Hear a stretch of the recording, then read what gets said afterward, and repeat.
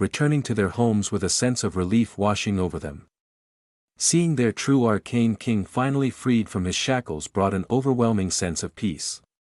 They had upheld their savior's words, and that alone filled them with joy and pride. Everything seemed to be heading toward peace and happiness, except inside a certain room, where two figures sat facing each other, their expressions unreadable, yet tense with unspoken emotions. They locked eyes as if waiting for the other to speak first. But no words came out. The emotions swirling between them were too overwhelming, too tangled to be easily put into words. Zara, her gaze sharp as a blade, was visibly furious over Aether's actions. Meanwhile, Aether remained calm, almost eerily composed, as if reveling in the moment, as if enjoying the sight of Zara, no matter what expression she wore, that only made her anger burn hotter. The silence stretched between them, thick and suffocating. Seconds felt like minutes, minutes like hours. And then, Zara finally exhaled sharply, rubbing her forehead as if trying to ease the headache this man was causing her. Aether sighed inwardly. He knew he had pushed things too far. He had crossed lines he probably shouldn't have, but there was no time for patience, no time for hesitation. He had to act. The only way to save Sandra, the only path that made sense, was to seduce Zara. She was the key to all of this, or, perhaps, the key to saving himself. Given what he had deciphered from the missions he had received so far, Zara might be the answer to everything. He had no other choice but to force his way through this situation. Once she was his, he could take things slower, and handle everything carefully.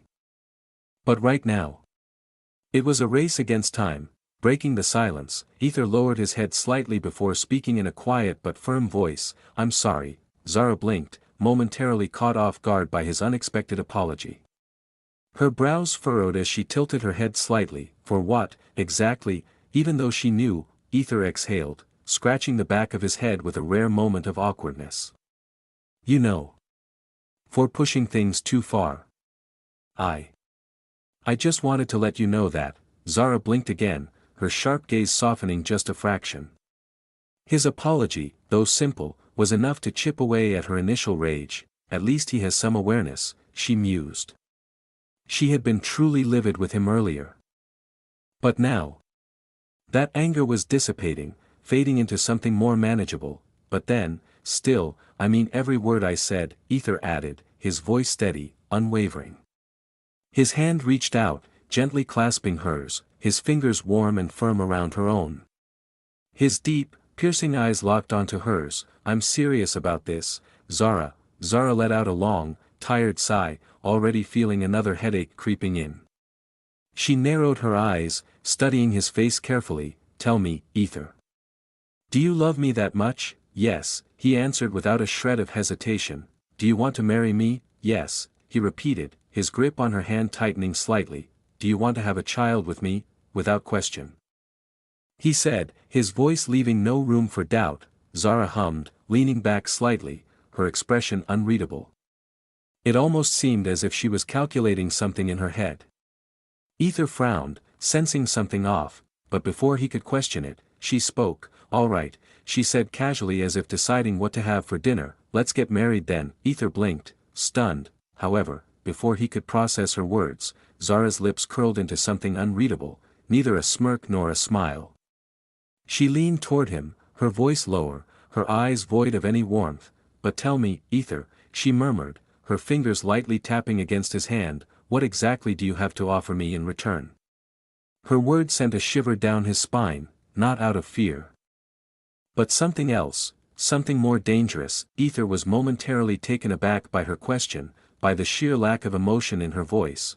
"What do you mean?" he asked carefully, his body tensing just slightly. Zara tilted her head, her lips curving into something resembling amusement. "Do you even know why I married that pathetic man? Velk?" Her tone was laced with something dark, something unreadable, and for the first time since this conversation began, Aether realized that this was not Zara he knew. "You mentioned something about mutual interest?" "Yes." Zara's voice was firm, almost dismissive. "The only reason I married that useless thing was because I needed something from him. Or rather, from his family. That's all there was to it. He didn't marry me out of love either, he had his own agenda, just like I did. For nobles, marriage is nothing more than a tool, a means to an end. And I am no different, she stated coldly before leaning in slightly, her piercing eyes locking onto his. So tell me, Aether. What exactly can you offer me?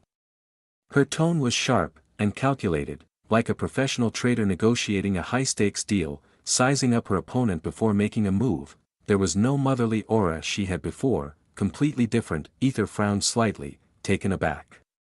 He hadn't expected this turn of events, but he couldn't afford to hesitate.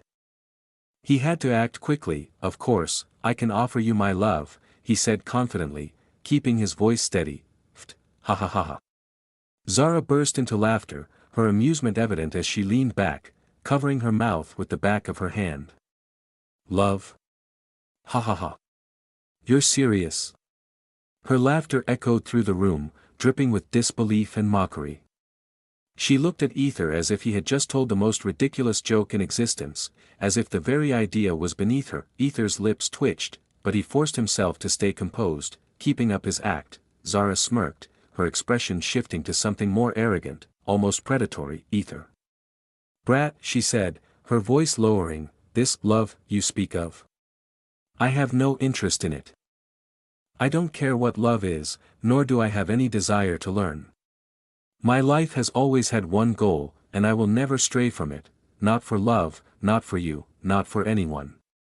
She leaned in closer, her gaze sharp enough to pierce through steel, and let me make one thing perfectly clear. Even if, by some twisted chance, I were to marry you. She paused, enunciating each word slowly as if hammering nails into a coffin. I will never love you. Or anyone. Her tone was final, filled with an unwavering certainty, her eyes daring him to argue. Aether was truly taken aback. The difficulty of this situation was escalating at an alarming rate. Fuck you, log. Was this why you selected her? He cursed inwardly. Oh. Then please explain to me why you're grinning. Grinning, Aether blinked, realizing too late, he was grinning. A wide, unexplainable smirk had crept onto his face, something even he hadn't noticed. And, surprisingly, Zara had caught it too, her brows furrowed as she observed him closely. She had been sure her words would cut deep, would wound him because they were nothing but the truth. But instead, he was smiling. What the hell was wrong with him? Aether coughed inwardly, quickly adjusting his expression to something more sorrowful. Is that so? B, but I will try my B. Wait a second. Zara cut him off immediately, narrowing her eyes. Something felt off.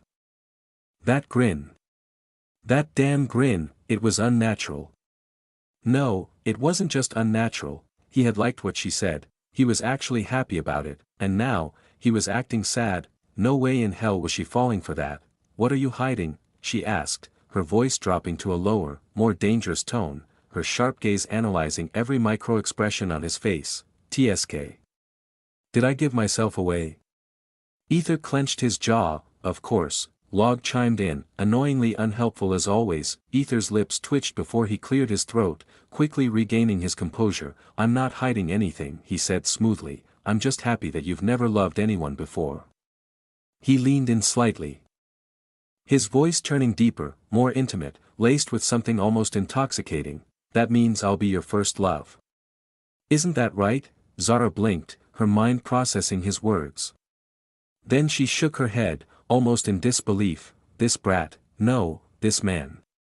There was something wrong with him. She had just told him, with absolute certainty, that she would never love him, that love meant nothing to her, and yet, here he was delusion. You probably think I'm an idiot, Aether murmured, his voice unwavering, smooth like silk, or maybe that I don't understand. But. His fingers curled around her hand, tightening his grip as he gazed into her eyes with an intensity she had never seen before. His expression was raw, almost predatory, almost possessive. Believe me when I say this, Zara, I love you. I truly mean it. His voice dropped lower, darker, filled with a quiet obsession that caused her to hold her breath, and no matter what. His grip on her hand tightened, his dark gaze locking onto hers. I will be your first love. I'll make you feel something no one else has ever made you feel." As he stared into her dark, unreadable eyes, a thought formed in his mind, one he wasn't willing to let go of, that expression. That look she had given him before, that flicker of something he had never seen in her before. He was going to own it, no way in hell was he letting it slip through his fingers. Possessiveness burned in his gaze as he released her hand and stood up, turning toward the door, his movements slow, deliberate. Zara sat frozen, her mind trying to process everything that had just happened. She watched him as he reached for the door, her expression unreadable. But just as he was about to leave, she spoke in a voice that carried no emotion. "I am not what you think I am," she said flatly. "Whatever you believe you saw in me, it isn't real. You'll be disappointed soon enough." Aether chuckled, not even bothering to turn around. Hee. "And I'd love to own that unknown part of you too," he murmured before stepping out of the room. Zara remained seated, her hand still trembling, no, shaking furiously. She quickly clasped it with her other hand, forcing it to steady, yet. Her face, the face that Aether had glimpsed for just a second, the one no one else had ever seen. No words to express her current expression, the image of Aether's possessive eyes burned in her mind. That raw, intense expression. She had never seen anyone look at her like that before. Her breath hitched, her pulse quickened, her entire body felt strangely warm, her skin tingling in ways she couldn't explain. They were so deep that made her, "What is this feeling?" she muttered to herself, her heart pounding faster than it ever had before. Now, both of her hands were shaking uncontrollably, her fingers curling slightly as she struggled to suppress the strange, overwhelming sensation washing over her. Chapter 775, Zara, is really a waifu material? Part 2, Something was wrong. Definitely wrong with Zara Seraphine. She had always carried a motherly and warm aura before, embracing those around her with a comforting presence, but now Aether felt something was off. No, not just off, completely wrong. That warmth, that gentle, nurturing energy. It was gone, vanished. In its place, something unsettling lurked beneath her surface. Something dangerous. He couldn't quite put it into words, but he was certain of one thing: this was not the same Zara he had known before. Come to think of it, didn't Delphine see a vision of me standing alongside Zara, destroying her entire family, even Zara's own children? Aether's brows furrowed deeply. Zara, the woman who had always exuded that protective, motherly aura, would never let her own children suffer, never, and yet. In that vision, she hadn't just stood idly by, she had helped him. She had taken his side. That didn't make sense. "Unless, whatever you believe you saw in me, it isn't real. You'll be disappointed soon enough," her words still echoed in his mind. It was as if she had been telling him outright that everything he had believed about her was nothing more than a carefully woven illusion. A mask. The real Zara, the one Delphine saw in her vision, was the truth, so she was pretending this whole time. And the Zara in Delphine's vision was the real one? Aether mused, his mind a tangled mess of theories and possibilities. His thoughts were too scrambled to make sense of it all, but there was one thing he was absolutely certain about: that expression he had seen on her face that day. He wanted to see it again. That look, so dark, so raw, so intoxicating, had made his heart skip a beat. No, it had done more than that, it had made him want her. Right then and there, it was mesmerizing. Dangerously so. Now, was he being a simp?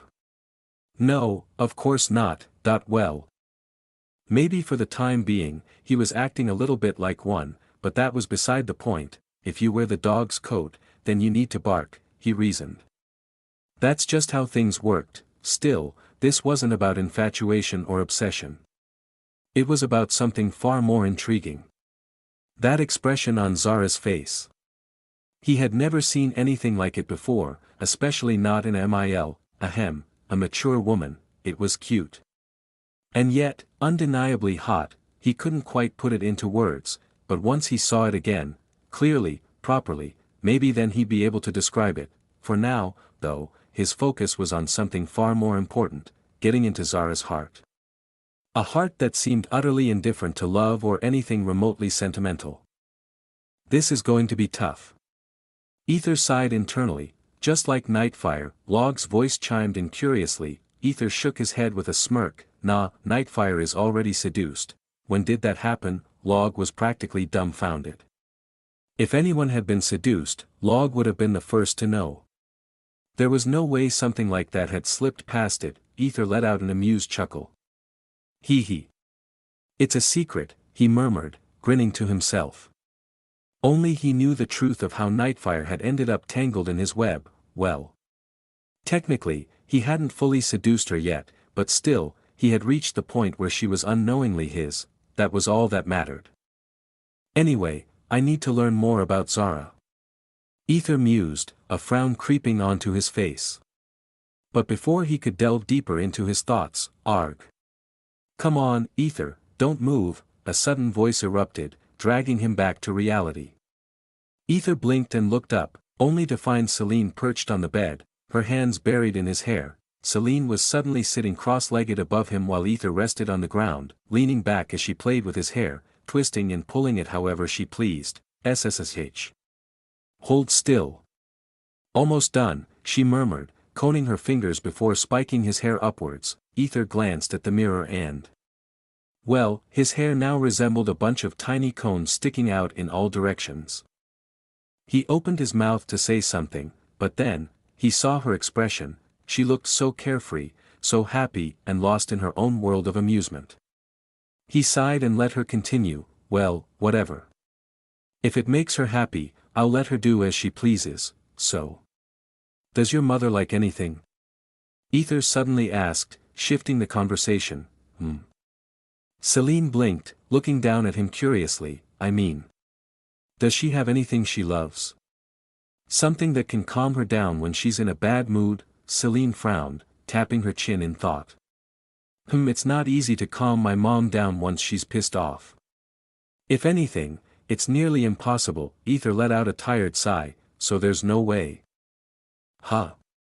Looks like I'll have to figure something out myself, he thought, but then, suddenly, Celine gasped, her eyes lighting up. I know something. There's one thing she absolutely loves. A gift that always calms her mood, no matter what. Aether immediately perked up, his eyes filled with hope. Really? What is it? Celine grinned mischievously. It's a flower she loves. She always says it reminds her of who she truly is or something. Aether's curiosity deepened. What flower is that? He asked, leaning in closer, eager to hear the answer. Celine's lips twitched as she placed a hand near her mouth, leaning even closer. Her breath was warm against his ear as she softly whispered the name of the flower. Her voice barely audible but carrying a strange weight to it. Aether blinked, processing the information for a brief second before his lips curled into a knowing grin. He straightened up, then, in a blink, he was gone. Celine's cheeks puffed out in an exaggerated pout. He just left her like that, without even saying a word. Flopping back onto the bed, she crossed her arms over her chest, her lips forming a tiny scowl.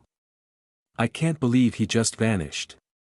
He didn't even ask me what I like. Before she could finish her sentence, something soft brushed against her cheek, a small violet petal, and then. More petals followed. Before she even had time to react, a wave of violet flowers cascaded from above, swirling around her, and filling the room with their intoxicating fragrance.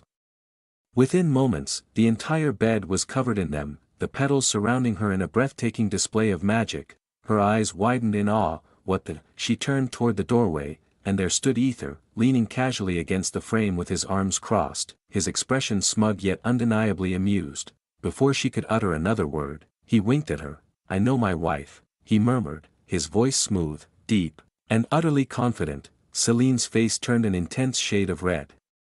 Her heart pounded erratically, her hands instinctively clutching at the petals around her. He was too much, just too much. How was she supposed to resist him when he pulled something like this? Just ignore the obvious fact that he's seducing her mother. She bit her lip, feeling the warmth spread through her chest, unable to contain the overwhelming emotions bubbling inside her, and before she could stop herself, I love you, she squealed, practically launching herself at him. her arms wrapping around him tightly as she buried her face in his chest. Dining hall. Where did that brat run off to now? Zara huffed, her brows furrowing in irritation as she glanced around the dining hall. Breakfast was already served, yet Aether was nowhere in sight. She scanned the room, even throwing a glance at the servants. Looking at his usual stance, but no, he wasn't there, not even a trace of him. Celine, meanwhile, was happily munching away on her food, while her lower lips were already filled with enough proteins. Her lips curled into a teasing grin as she spoke between bites, her voice carrying a playful lilt. Aether said he wanted to surprise you, so he left the mansion. He won't be available for a while. Zara blinked in surprise. Huh? A surprise. Meanwhile, deep in the forest, Aether stood in a clearing, surrounded by thick trees and an unusual mixture of creatures, birds perched on low branches, deer standing still with alert ears, squirrels watching from their burrows. Even lizards blinking up at him with curiosity, and many more animals. Every single animal had its eyes fixed on him as if trying to understand why a human was called them. Boldly clearing his throat, Aether clasped his hands behind his back and spoke with a tone of absolute confidence. All right, listen up, guys. I came here to make a deal. As long as you do what I tell you. I won't steal your wives, daughters, mothers, or any females in your race. His smirk deepened as he added, sounds fair, right? Hearing that, the animals like. What the fuck, bro? A long silence followed, then, a sudden eruption of chirps, growls, and screeches broke out among the animals. Chirp. Equals, has this guy lost his damn mind? KRKK Kirk. Equals, maybe he hit his head too hard. His mama must have abandoned him. JRRLL. Equals, we should just eat him. He looks weaker than my last shit. NRRRPPP. Equals, look at his hair. Huh, funny human. Aether didn't need to understand their words to know he was being mocked. The sheer disrespect in their expressions, the way they eyed him with barely concealed amusement, it was enough to piss him off. Still, his professional smile remained intact. Looks like you don't believe me, KRRK. Equals, well, duh, JRR. Equals, let's eat him. Chirp. Equals, why does his face annoy me so much? Aether let out a slow, amused chuckle, his smirk widening, then, with a single motion, he lifted his hand, and the illusion covering him melted away. Silky white hair cascaded down his shoulders, flowing like liquid moonlight, his ice blue eyes glowing with an almost hypnotic intensity. His perfectly sculpted face exuded an unnatural, breathtaking beauty, one so overwhelming that it left the entire gathering of creatures stunned. But he wasn't done. With a slow, deliberate movement, he raised a hand, sliding his fingers through his hair before casually flipping it back. His motion was effortless, yet the way his silky strands shimmered in the dappled sunless light was enough to make even the wind pause. And then, he smiled. A dazzling, heart-stopping smile, to top it off. He winked, and just like that, Kui, as if struck by arrows straight through their hearts, every single female animal froze, their eyes turning into heart shapes. 10 AP, 10 AP, 10 AP, 10 AP. Meanwhile, the male animals, their faces turned as pale as death. Aether grinned amusingly before he reached into his storage space and pulled out several large sacks filled with mysterious contents. He tossed them onto the ground in front of the stunned creatures, watching their eyes flicker between him and the unknown treasures inside. All right, here's the deal. Do the job properly, and these are yours. After issuing his orders, Aether dusted off his hands. Watching as the creatures scurried off, each one carrying a sack of goods as if their lives depended on it. Good. Make sure everything's done before I return. His voice carried an undeniable weight, laced with authority. Chirp. Equals, yes, Master, Cure. Equals, yes, my lord, JRRLLL JRRLL, RRR. Equals, I'll do anything for you, just please don't seduce my mother. OUCH, chirp. Equals, Master, GR. Equals, oh, right, Master. Aether nodded in satisfaction, smirking to himself. Whatever they were actually saying, he still didn't understand, but honestly, it didn't matter.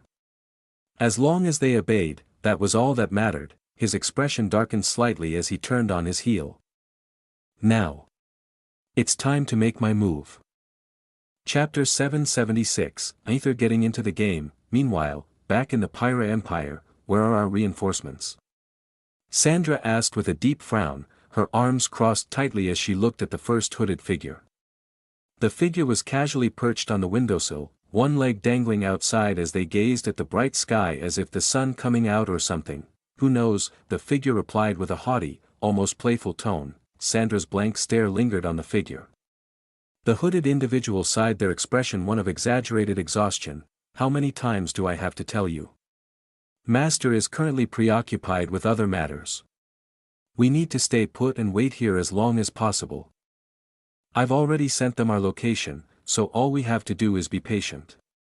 Just wait and see, soon enough, they'll come swooping in like knights rescuing a helpless damsel in distress. Foo. Sandra's lips twitched violently at the ridiculous remark. She exhaled sharply, drumming her fingers restlessly against her arm. Anxiety gnawed at her insides. She knew the inevitable was creeping closer, and the thought of Aether rushing in to save her was unbearable.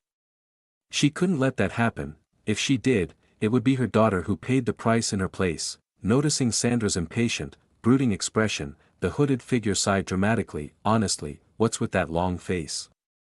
I get it. We kidnapped your daughter and all, but you really don't need to be so tense. Master always keeps his word. Once this whole ordeal is over, everything will be just fine. You'll be reunited with your precious daughter, and, voila, you can be happy again. Yay! She threw her hands up in celebration, striking a ridiculous victory pose. Sandra ignored her, pacing the room with quick, anxious steps, biting her nails as her thoughts spiraled. Arg. A weak voice escaped Raven's lips as she stirred, slowly regaining consciousness. Wakey, did you sleep well, darling? The hooded figure cooed, amusement dripping from her voice as she leaned forward to get a better look at Raven's disoriented face. Raven let out a long yawn before blinking groggily. No, she muttered with a sheepish tone, rubbing her stiff shoulders. Sandra's eye twitched violently. The hooded figure chuckled. No. Ha. Well, that's hardly surprising. Who in their right mind could get a decent sleep while tied up inside an old, run-down shack? Even I couldn't sleep a wink. Poor, pitiful me. She placed a hand over her chest in exaggerated self-pity. Raven merely shrugged and instinctively began to test the restraints on her wrists, attempting to break free, just like any typical kidnapping victim would. She needed to keep her act, right? But before she could make much progress, aha, don't do that. The figure warned, her previously playful tone taking on a sharp, dangerous edge. As long as you stay put and behave, we won't have to hurt you. Raven paused, locking eyes with the hooded figure. There was no hesitation in her expression, only mild irritation. She let out a slow sigh. All right, then what do you want from me? She asked bluntly. It's not like I'm the Empress or anything. I'm just a maid working under the Emperor. Her flat tone made it clear she didn't believe her own words, and anyone who knew her would think, really? That's the best you could come up with? The hooded figure burst out laughing. Ha ha ha. Oh, you poor, clueless thing. Don't worry, we're not the big, scary villains you probably think we are, right? Says the person who literally kidnapped me. Details, the figure waved dismissively. Alright, fine. Maybe we're half bad guys. But look, our goal isn't to hurt innocent people, we're trying to protect our world from an even greater danger by sacrificing a few people, so technically, that makes us, let's say, morally flexible anti-heroes. Yeah, that sounds about right. Raven didn't respond, her skeptical gaze doing all the talking. The hooded figure sighed, stretching her arms lazily. Anyway, as long as you cooperate, we won't lay a finger on you, but I do have to wonder. Are you really just a maid? Because, call me crazy, but I find it a little odd that the entire empire is frantically searching for a mere servant. Am I missing something here, little girl? Her tone took on a sharper, more curious edge, laced with an unmistakable hint of danger. Sandra frowned as well, her gaze shifting toward Raven, searching for answers. Something felt off. she could sense it, an unease settling in her chest like a slow-burning ember. Raven simply shrugged, her expression indifferent. "I'm just AM," before she could finish, "or are you, secretly the Emperor's concubine or something?" The first hooded figure interrupted with a curious tone, tilting her head slightly, her voice laced with amusement as if she were enjoying the idea. Raven's frown deepened, a flicker of disgust flashing across her face. "I am not that old man's again, before she could finish, "not him, darling. I'm talking about the real Emperor, that man. Victor," the figure clarified, stretching her arms lazily as if she had already figured out the answer. There was a knowing glint in her eyes as she smirked slightly that hidden behind the hoodie. After all, this empire originally belonged to Victor, and logically, so did everything within it, including this maid. Looking at Raven now, though she might not surpass her in beauty, she was undeniably alluring in her own right. No man would let a woman like her go to waste, not even someone as cold and calculating as Victor. The thought made sense. If Raven truly was Victor's secret woman, then everything aligned, the desperate search, the urgency, the way the Empire seemed to be moving as if it had lost something invaluable. It would explain why they were going to such extreme lengths to find her. Raven, however, remained completely silent, staring blankly at the hooded figure, her expression unreadable. Her features betrayed nothing, no panic, no hesitation, just an eerie calmness. Sandra's expression darkened upon hearing the possibility. She wasn't foolish, she could see the connection as well. But up until now, she had been too focused on forming her plan, prioritizing its success over any seemingly trivial matters. However, now it mattered. Her gaze sharpened, a faint trace of killing intent leaking from her body. The first hooded figure leaned forward slightly, pressing further, her voice dripping with intrigue. "Come on, tell me the truth. You're Victor's mistress, aren't you? If not, then why exactly are you in the palace, living alongside your sister? It doesn't make any sense, does it? A mere maid, living comfortably within the Emperor's walls, protected like some hidden treasure. Unless, of course, you're connected to he saved my family. That's why I'm repaying him." Raven cut in coldly, her voice blunt and firm. She gave nothing away, not a flicker of emotion, not a single crack in her composure. Her face had turned even more impassive, an icy mask devoid of any hesitation. So much so that the two of them barely noticed the subtle lies she had just woven into her response. "Saved your family, huh?" The hooded figure mused, rubbing her chin thoughtfully. "Interesting. Yeah, now that I think about it, Phoenix bloodline. It makes sense. He must have protected you and your family from danger." She nodded, as if the answer fit together like the final piece of a puzzle. However, Sandra wasn't convinced. If anything, the way Raven spoke only unsettled her more, because she knew Victor, Aether, better than anyone, and the way Raven was presenting this, the way she avoided giving a real answer. The way she barely reacted to such a loaded question, none of it sat right with her. A strange unease settled in her gut, coiling like a snake, whispering that something was terribly wrong. But then, suddenly, boom, a deafening explosion tore through the air, shaking the ground beneath them as something massive plummeted from the sky, striking their temporary hideout with a force that sent shockwaves rippling outward. A blinding burst of dust and debris erupted, filling the air and making it impossible to see. Cough, cough, what the hell was that? The first hooded figure coughed violently, raising her arm to shield her face as she squinted through the thick veil of dust. The entire structure groaned under the impact, small fragments of debris crumbling from the ceiling. The dust swirled chaotically, obscuring everything. But just as the air began to clear, a furious voice tore through the silence. "Fuckers.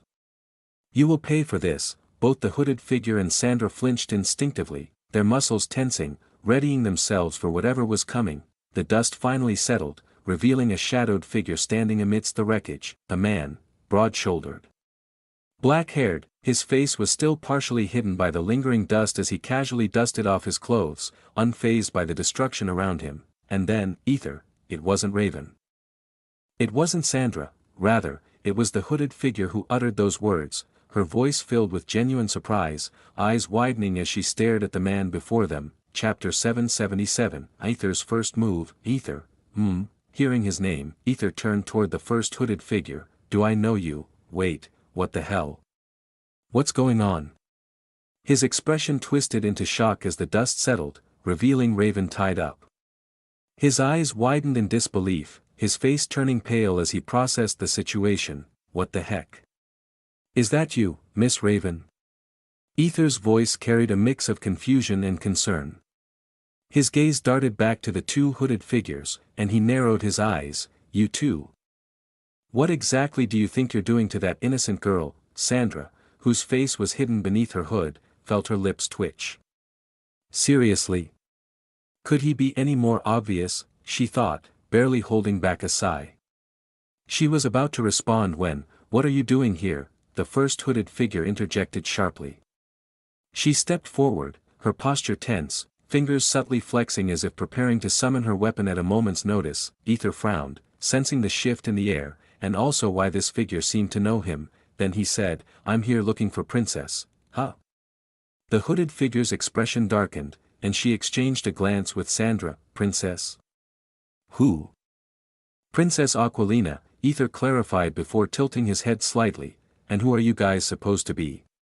Judging by the situation, it looks like you're up to something. Before he could finish his sentence, boom, a violent explosion rocked the entire area, sending a wave of scorching heat through the air. Flames erupted toward the ceiling, consuming the old house in an instant. Shit. They're here too. Those fuckers. Aether cursed, whipping around just in time to see a horde of dragons descending upon them. Fuck. The first hooded figure let out a sharp expletive, her frustration evident. Why the hell are they here? Aether exhaled sharply, running a hand through his hair. What else? They're after me, obviously. I smashed a few guards, and now they want payback. The group froze, blinking in unison. Wait.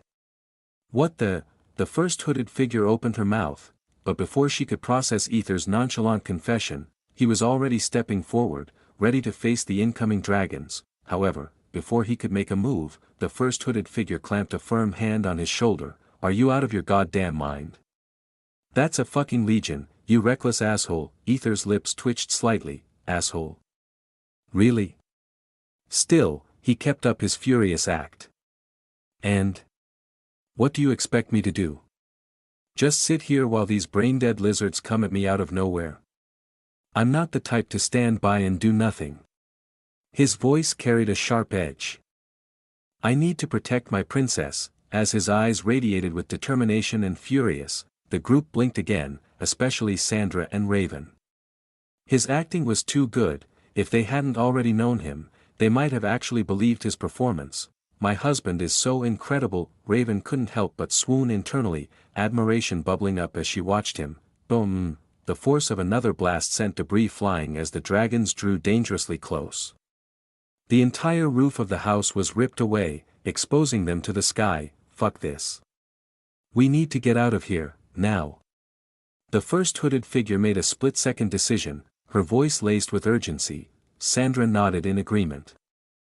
It was better to put some distance between them and Aether. He was clearly up to something, and she had no intention of getting caught up in whatever game he was playing. I'm gonna teach these bastards a lesson. Aether started, his body tensing as he prepared to charge forward. Nope. Not happening. The first hooded figure cut him off smoothly, a sly smirk playing at her lips. Before Aether could react, she grabbed him like a sack of potatoes and took off running. Sandra and Raven stood frozen in place, blinking in disbelief. What the hell just happened? Wasn't Raven supposed to be the main target? Even Aether found himself momentarily stunned. He had not expected this hooded figure to snatch him up as if he were the one she needed to secure. Not exactly going as he planned, but fine. His mind scattered. Did she know something about him, something from his past? And more importantly, in the previous timeline, number 27 had seemed to recognize this figure. Is she someone I was meant to cross paths with? Or have we already met before? Aether's frown deepened at the thought. Do I know you? He asked, his voice edged with curiosity. I mean, you seem to know me. More than you should. the hooded figure let out a low chuckle, her amusement evident. Ha! Of course, I do. After all, who could ever forget the real Arcane King? Aether's expression darkened. She definitely hiding something, she knew him. But she was lying, and things getting very interesting. Well, he was not currently searching for any more pain in the ass, as his current job was to save that useless idiot who promised some shit or something. Meanwhile, Sandra scooped up Raven and quickly followed after them. Behind them, a legion of dragons pursued her relentlessly. TSK, the only decent hiding place we had is gone now. The first hooded figure muttered bitterly, her frustration evident. They had lost their perfect hideout in mere moments. Well, I know a place where we can lay low, Aether said with a soft smile, though inwardly, he was grinning to himself. This was working out better than he had anticipated. You do. The hooded figure narrowed her eyes suspiciously. How? Boom! Another explosion erupted behind them, shaking the ground violently. Smoke and fire rose into the sky. The hooded figure quickly changed. Never mind. Just tell us where it is. After a frantic sprint through winding alleys and ruined streets, they finally reached a secluded hiding spot, one so well hidden that it seemed almost unnatural. It wasn't just an abandoned space, it felt as if someone had deliberately ensured that no one would come here. There were no footprints, no signs of life, not even a trace of dust in some areas. This place looks new, the first hooded figure murmured. Her voice laced with suspicion as her eyes scanned the surroundings warily. The last hideout had been old and crumbling, its decay evident in every brick and beam, but this? This place looked untouched, almost pristine, as if someone had built it for the sole purpose of hiding. How do you even know about this place? She asked. Aether shrugged, his expression relaxed. Oh, you know. Victor and I are friends. Whenever we needed some alone time, we'd hide out here, he said with an easy, casual tone. The first hooded figure's frown deepened as she studied him closely. Something about him felt off. Is he playing some kind of game here? Her fingers twitched slightly, her instincts screaming at her to summon her weapon. What are you doing here? Sandra suddenly stepped in, placing herself between Aether and the hooded figure. Her piercing gaze, concealed behind the shadows of her hood, bore into him like she could see right through his words. Aether let out a soft sigh before answering. Didn't I already say? I came for Princess Aquilina. That's exactly why I'm asking. Who told you Aquilina was here? Sandra's voice was sharper now, each word demanding an answer. A brief silence fell over them. The first hooded figure's fingers tightened, ready to yank her weapon free when, well, it was Professor Alaric, Aether finally said, his voice carrying a note of irritation. Oh. Him. The hooded figure's brows furrowed at the mention of the name. Her grip on her weapon loosened slightly, though her suspicion remained. Alaric, huh? And how exactly did he tell you? She pressed, even though she already had a good idea of what was happening. What she really wanted to know was how much Alaric had told this so-called servant of the princess. Aether clenched his fists, his expression twisting into something fierce as if the memory alone was enough to reignite his rage. That fucking old, incompetent bastard who was even NTR'd by a random handsome, sexy, Sigma male. Was the one who took Aquilina with him, and then, would you believe it, he had the nerve to blame it on the principal. Everything escalated, and we fought. You fought? The first hooded figure's voice carried clear disbelief, her lips parting slightly in shock. Well, she was shocked for many reasons in his talk. Sigma, sexy, handsome, but this was important. He fought Alaric. Aether puffed up with pride, straightening his shoulders. Of course. I almost had him, too, but...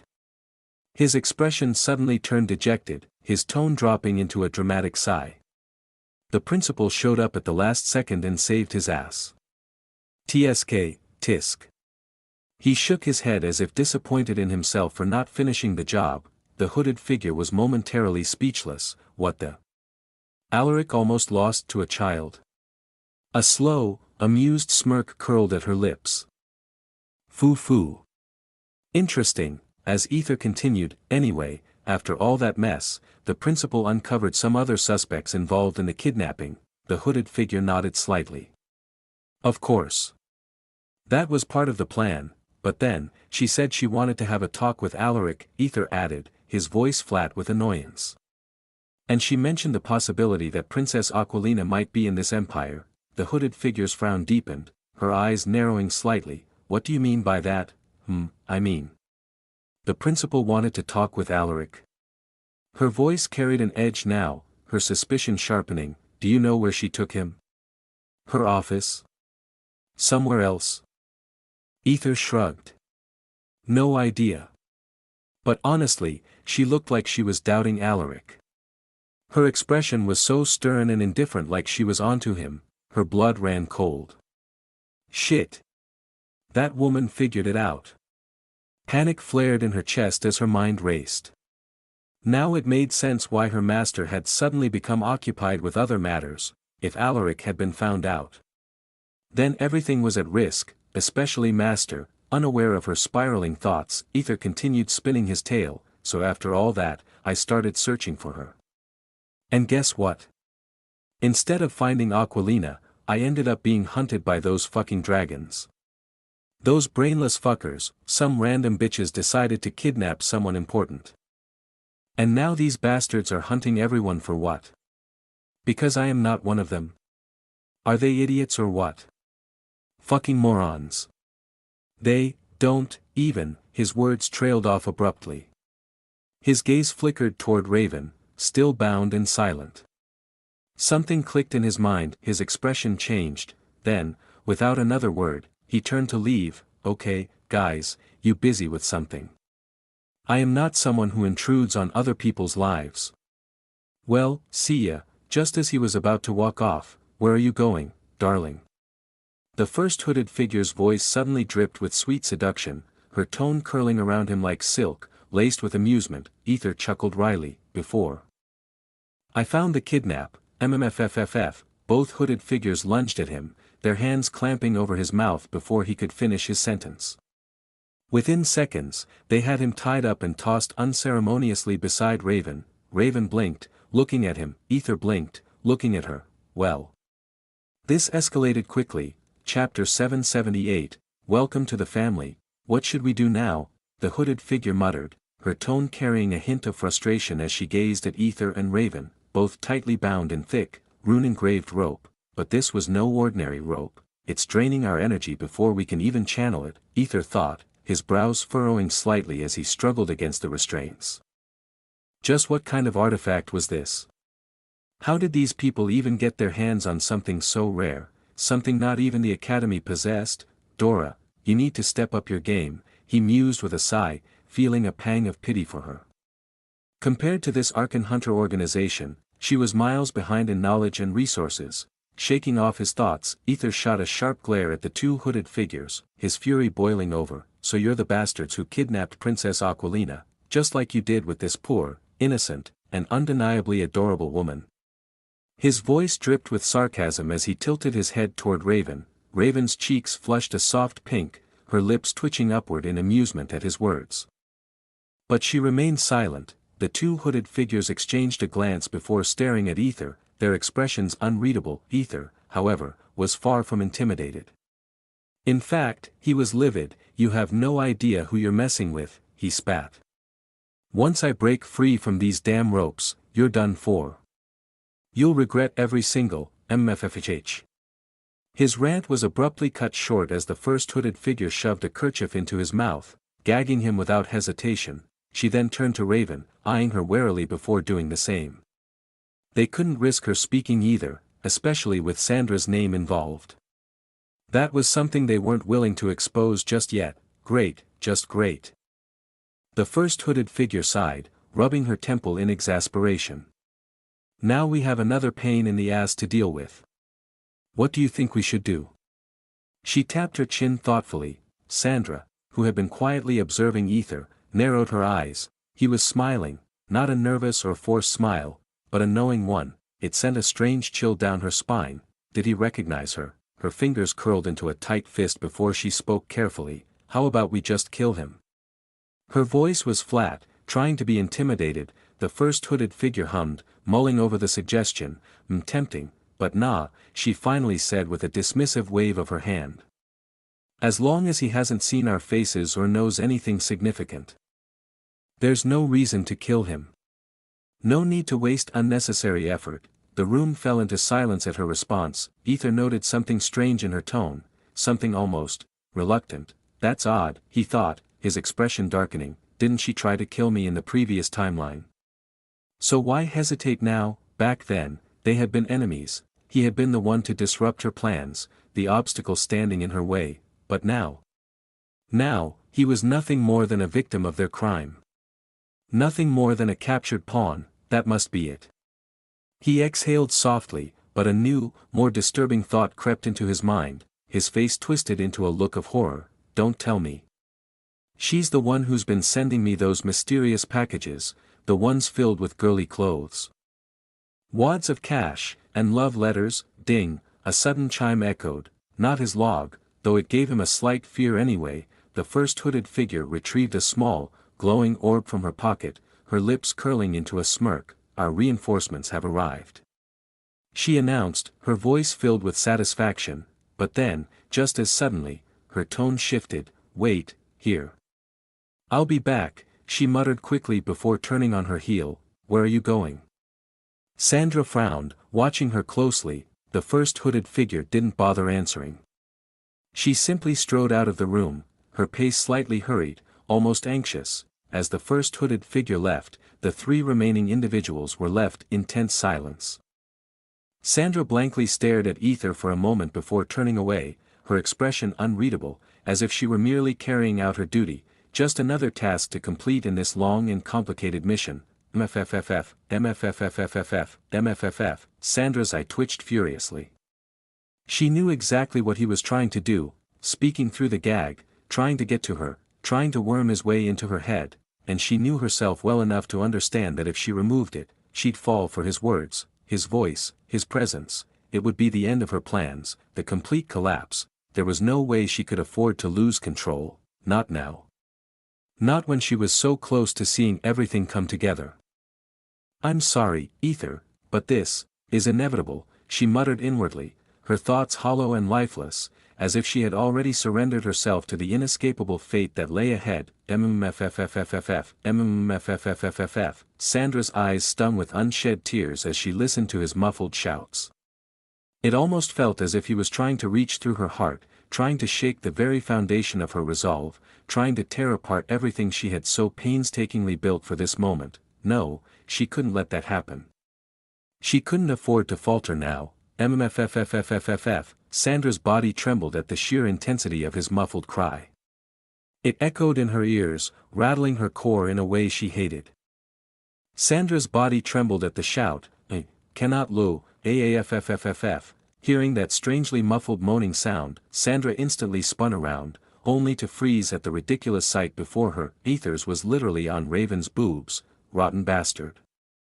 Sandra shouted, her voice filled with rage and disbelief as she grabbed the back of Aether's collar and yanked him away from Raven's cleavage with one violent pull, just as she was about to scold him for fooling around in a situation like this. Huff huff huff. Aether was gasping for air, panting heavily as though he had nearly suffocated. Sandra's irritation momentarily faltered, her anger briefly replaced by confusion. Without a second thought, she quickly pulled out the kerchief gag from his mouth, allowing him to inhale sharply. His face was flushed red as he desperately sucked in air, his chest rising and falling rapidly, his entire body shaking slightly from the ordeal. I fucking almost died there, he wheezed, his expression one of sheer horror and disbelief. Sandra blinked, momentarily thrown off. What? He was just messing with Raven for a second, but he didn't think he'd actually fall on her. Her damn boobs completely swallowed his face, his mouth was already gagged, and then his nose got blocked by the damn mountains. Almost lucky death. Sandra's face twitched slightly. She took a closer look at his expression. He really wasn't lying. Aether had genuinely almost suffocated. Well, that's what you get for playing around, Sandra said with a dismissive shrug, though her voice was noticeably less harsh. Aether finally steadied his breathing, then lazily glanced at her, his lips curling slightly. You seem familiar.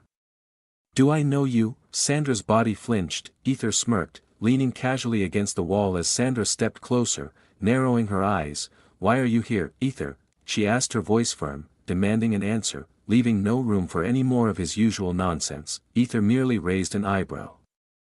"Didn't I already say? I came to save the prink." "Cut the crap, Aether." Sandra's tone sharpened, dripping with irritation and a growing sense of frustration. "What's the point of all this? What exactly are you trying to prolong here?" Aether's smirk widened before he gave a casual shrug, his demeanor frustratingly relaxed. My point, and then, without any effort, he snapped the ropes binding him, the strands falling limply to the ground like they were nothing more than mere threads. Sandra's eyes widened. The artifact rope had circuits embedded within it, even she had tough time to getting out, but ether and circuits? They were a complete mismatch, like oil and water, a total incompatibility. No wonder he could break out so easily without a second thought.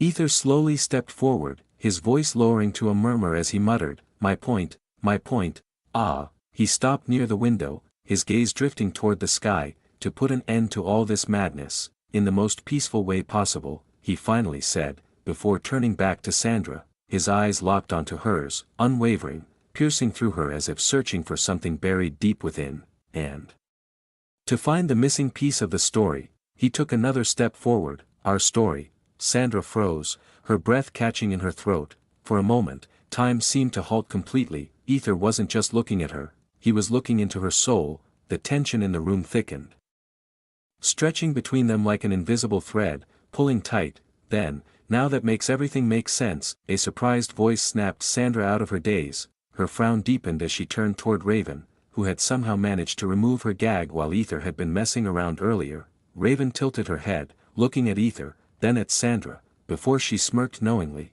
"So you're the other sister, huh? No wonder my husband's doing all of this." Silence, absolute silence. Until Sandra's killing intent flared instantly when Sandra processed Raven's words. Her head turned toward Aether, like a mechanical doll slowly rotating, her eyes burning with a dangerous glint. Aether, ever so shameless, merely grinned, "Welcome to Aether family." Meanwhile, back to the first hooded figure. "What you mean? Kill Raven and Sandra?" she asked with a frowning tone as she stared at the orb where a bald man's image appeared who had a tensed and furious face. Chapter 779, Something is definitely wrong. A few moments ago, when Aether was just getting into the game, meanwhile, in the Garden of Flowers, Master Snape stood motionless, his gaze fixed blankly on the vibrant flowers before him, yet his expression remained unreadable, his fists clenched tightly. Everything went wrong, so damn wrong. His lifelong, meticulously crafted plan had crumbled in a single day, shattered beyond it could repair. His lifelong hard plan just crumbled in a single day. He wasn't even sure what was happening anymore. The way his carefully placed pieces were falling apart, one after another, was something he had never foreseen, even though he had adjusted his plan several times. No matter how much he tried to fix things, he couldn't suppress the burning rage and the deep sense of loss that gnawed at his insides. Just what the hell happened, he thought furiously. How could everything fall apart so easily? Where did I go wrong? Frustration clawed at his mind, leaving him restless. For now, all he could do was wait. Yes, patience. His plan required patience. The pieces were already in motion, maneuvering exactly as he had planned. There was nothing left to do but wait and hope for the best possible outcome, and then, a swirling black vortex suddenly ripped open in midair, distorting the space around it. Master Snape turned sharply, as a small, hooded figure emerged from the darkness. Carrying a broken, battered Alaric. Alaric's body was a mess, bruises, deep gashes, dried blood staining his tattered clothes. His injuries were so severe that even Master Snape couldn't help but be momentarily taken aback. She really went overboard this time. Master Snape mused darkly, his expression unreadable as he gazed down at Alaric's battered form, yet beneath the cold calculation in his eyes, there was something else, something resembling pity. Without hesitation, he stepped forward, his arms wrapping around Alaric in a rare display of warmth. Alaric's eyes widened slightly, surprise flickering in their depths before his lips quivered. "Aye. I'm fine. Big brother. He murmured weakly, his voice barely above a whisper. Master Snape pulled back, scanning him carefully before his gaze darkened. His jaw clenched, and fury burned in his eyes as he turned toward Alaric with barely contained rage. Did she really do this to you? He demanded, his voice a dangerous growl. How could she be so ruthless? To her own friend, Alaric forced a strained smile, a weak chuckle escaping his lips. Well, I suppose. I should have expected it, he muttered before wincing at the pain surging through his body. Master Snape clicked his tongue in irritation. TSK. This is all because of me. If it weren't for my plan, you wouldn't have been wounded like this. I am sore. Master, please, Alaric cut in, his tone serious despite his exhaustion. If you keep talking like that, I swear, I'll actually die from hearing it. Snape paused, momentarily stunned, before exhaling sharply. Without another word, he pulled out a small vial filled with a shimmering, golden liquid. Here. Drink this, he said as he handed it over. Alaric's eyes widened in recognition.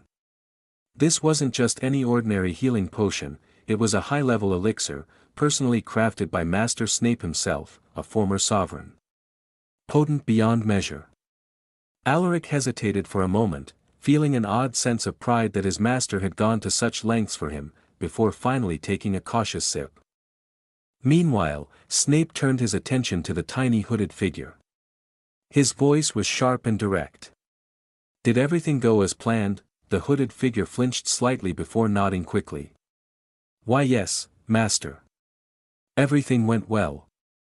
I used the monsters as a diversion, and we managed to take Alaric without anyone noticing us. Snape exhaled, rubbing his chin thoughtfully.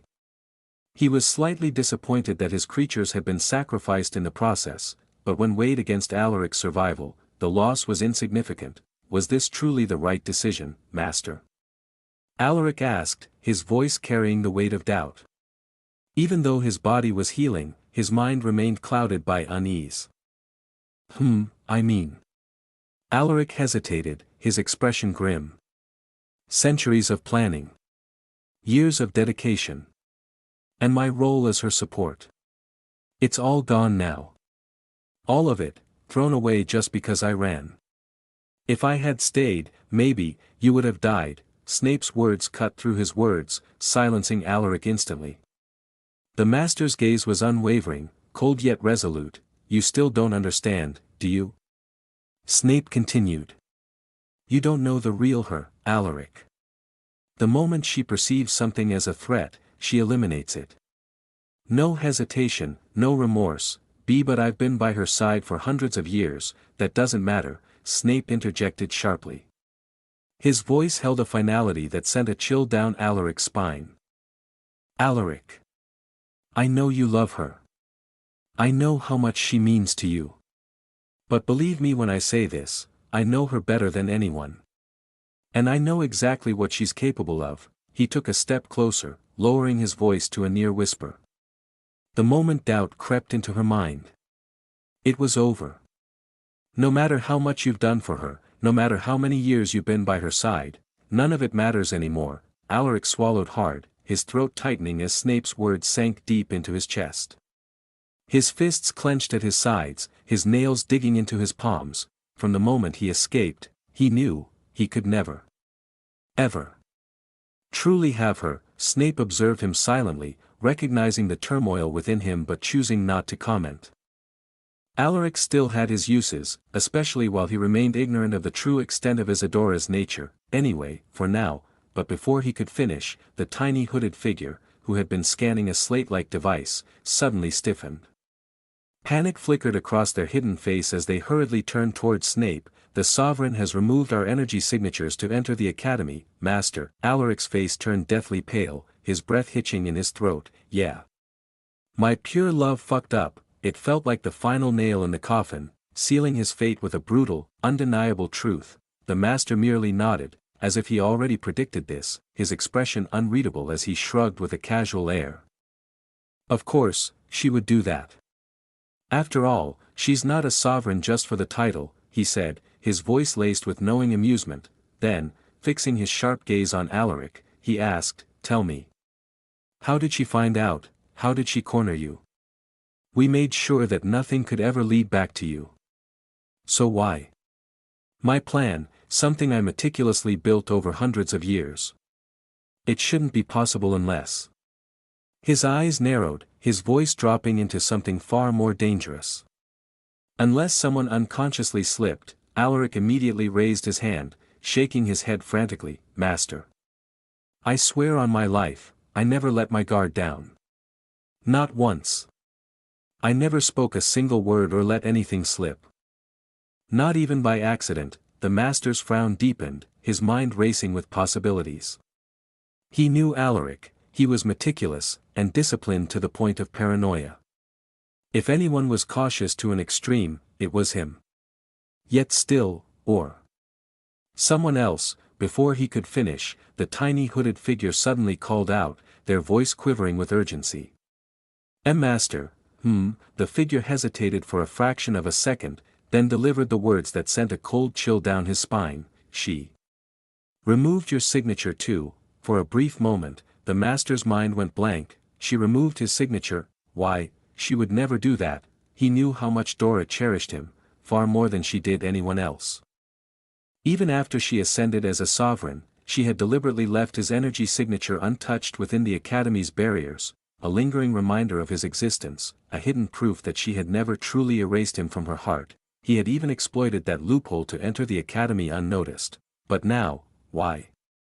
The master muttered blankly, his thoughts spiraling into chaos. His fingers twitched, his entire being frozen in a moment of pure disbelief. It felt as if his grand plan, the very foundation he had painstakingly constructed over centuries, was already beginning to crumble from just a single action, and maybe she just removed everything for Safet, and oh. The master's voice thundered through the space. She wouldn't do that without a reason. His teeth ground together, fury boiling beneath the surface as he turned sharply toward Alaric. Alaric flinched. His body stiffened, his throat tightening involuntarily. Beads of sweat trickled down his temple. That reaction alone was enough. The master's sharp gaze darkened, and in a blink, his hand shot forward, his fingers locking around Alaric's throat with unrelenting force. "How dare you betray me?" he roared, voice laced with uncontained rage. "Master." Cough. I didn't. NGH. I didn't utter a single word. Please, believe me." Alaric choked out, his hands clawing at the master's wrist as his body writhed in desperation. His legs trembled beneath him as he struggled against the suffocating grip. The master's pupilless eyes gleamed with something unreadable. Then tell me. How did she know I was alive?" I don't know." Alaric gasped, his vision growing hazy. She just suddenly asked about you. As if she knew something." Cough. Out of nowhere, the master's grip loosened slightly, his brows furrowing deeper. "Out of nowhere," he echoed, voice barely above a whisper. "That didn't make sense. Dora never spoke about him. Never, even when Alaric had subtly tried to bring up his name in conversation, she would always brush it off, feigning disinterest. It was as if she had made a conscious effort to erase him from her thoughts, and yet now, all of a sudden, she was asking about him. No, something was definitely wrong. The master ground his teeth before shoving Alaric away, watching as the man collapsed to the ground, coughing violently as he clutched his bruised throat. The master exhaled sharply, his voice colder than ice. "Someone must be involved with her." Alaric coughed, his fingers trembling as he wiped the sweat off his forehead. His throat ached. "Why yeah. I thought that too. I believe someone from our group might have leaked information. Maybe Victor," but the master immediately shook his head, scoffing. "No. Only the table members knew about me. Not even Jack knew. There's no way Victor could have known, but what if he leaked something else, like information about our organization, and she managed to connect the dots?" Alaric pressed. Still desperate for an explanation, still searching for an answer that didn't place the blame on them. Before he could go further, the master shot him a sharp look. "Why are you so fixated on that brat? What? Did he steal your lover or something?" Alaric's face immediately turned red with embarrassment. What? Of course not, the master merely shook his head, chuckling dryly. TSK. That's exactly why this plan was only for the table members. No one else. Not even Jack. If only a handful of people knew, then the leak had to come from within. His voice turned grim. Still. Who could it be? The master's frown deepened. He didn't want to doubt his most trusted members, men and women who had stood beside him for hundreds of years. But if someone within their inner circle had betrayed them, the entire plan would collapse. Arg. The master growled furiously. Just then, a sudden voice, Master, a huge figure emerged from the shadows, stepping forward with heavy, deliberate movements. The master's eyes flickered toward them. You finally came, he said, his tone sharp with expectation.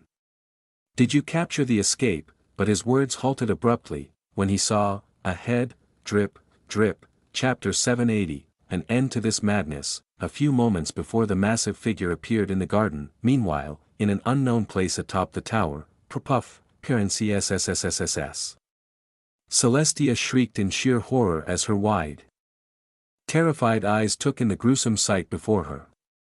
The monstrous hooded figure had just crushed Aquilina's head in its enormous palm, like it was nothing more than a fragile fruit bursting under pressure. Water splattered everywhere. Wait, water, Celestia gasped, her crushed abdomen radiating unbearable agony. She tried to move, but her body refused to obey, her limbs paralyzed by pain. But then, easy now, the voice was eerily familiar. Forcing her head to turn, her stunned gaze landed on Aquilina. Celestia's eyes darted back to the monstrous figure, whose giant, dripping hand held nothing but water. The Aquilina it had just killed, was nothing but water. Splash, the hooded giant frowned beneath its shrouded face, glaring down at the puddle that had once been its victim. It rubbed its foot against the wet surface, testing the water as if trying to make sense of it. Aquilina smirked, watching the confused beast. This wasn't some newly gained power, it was an ability that belonged to the Aquilina.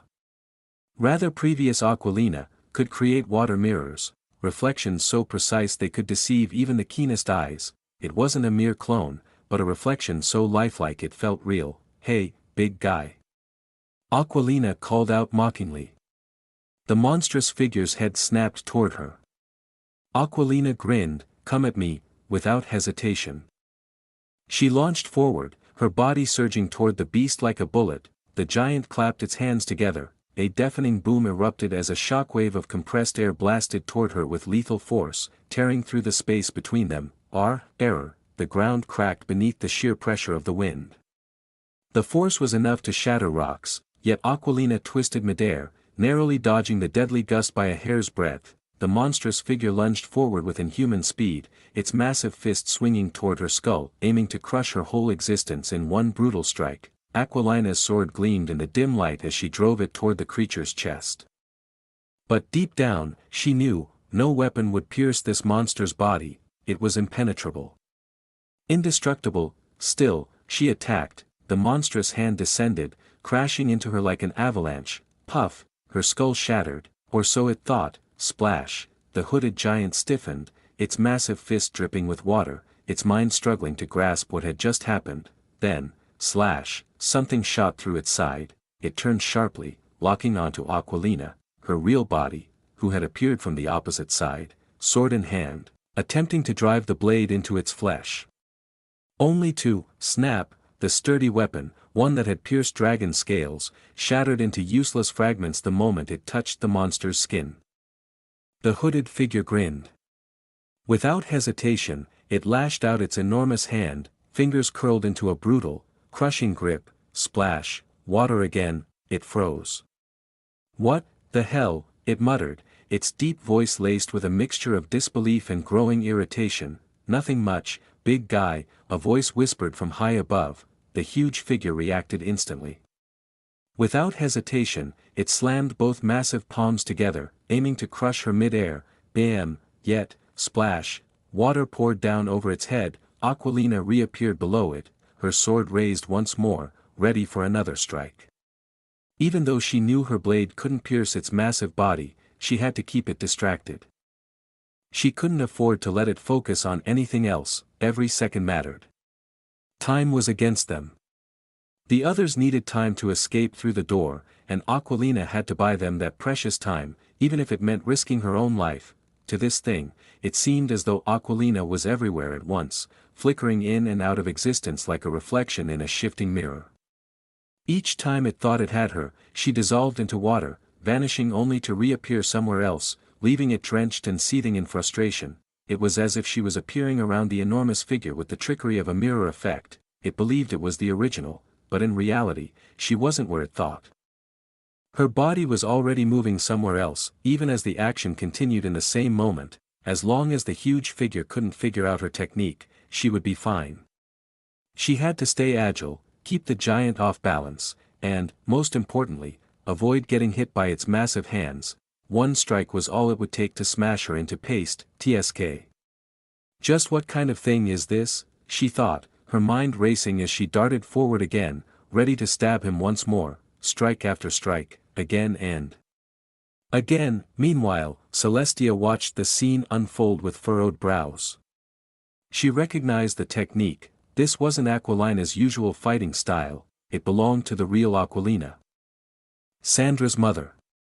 But how could she do this, without any prior practice or training? Maybe it's an inheritance or something, she wondered. Perhaps Aquilina had inherited this power because they were connected by blood. The thought lingered in her mind for a few seconds. Still, Celestia was careful not to be distracted. She slowly moved her body, inch by inch, holding back the pain that throbbed from every corner of her aching muscles. The walls barely supported her weight, but there was no time to waste. One could ask, why did the huge hod figure not simply destroy the door, instead of attacking them directly? Even Aquilina and Celestia had the same question, like a trap. They thought they were walking right into a trap, but no matter what, they didn't have a choice. Whether they faced the trap head-on or fought here and died, both outcomes seemed the same. They decided that if there was an escape, they had to see what was on the other side of that door. Aquilina grunted as she darted forward once again. What are you doing? Splash. It's annoying. Splash. Stop moving. Splash. What the hell are you? The huge figure demanded, visibly shaking with anger as none of its attacks hit their mark, only leaving it drenched. Aquilina grinned widely. What? Already giving up? She taunted, her voice dripping with satisfaction. But inwardly, she felt the toll of her actions. Her legs were weakening, her balance slipping. The strain was beginning to show, the constant use of the mirror technique draining her faster than she wanted to admit. It was easy to use the mirror ability, for a while, but not like this. Not continuously, and especially this was current Aquilina's first time using that ability. However, Aquilina knew she couldn't afford to make even the smallest mistake. A single misstep could be the end of her. She stole a glance toward the group, almost out, only a few left, and Celestia. I just need a little longer. Her thoughts were cut short when the massive figure roared in fury. I hate this, it bellowed, slamming its hand onto the ground with such force that the entire terrace floor cracked beneath the weight.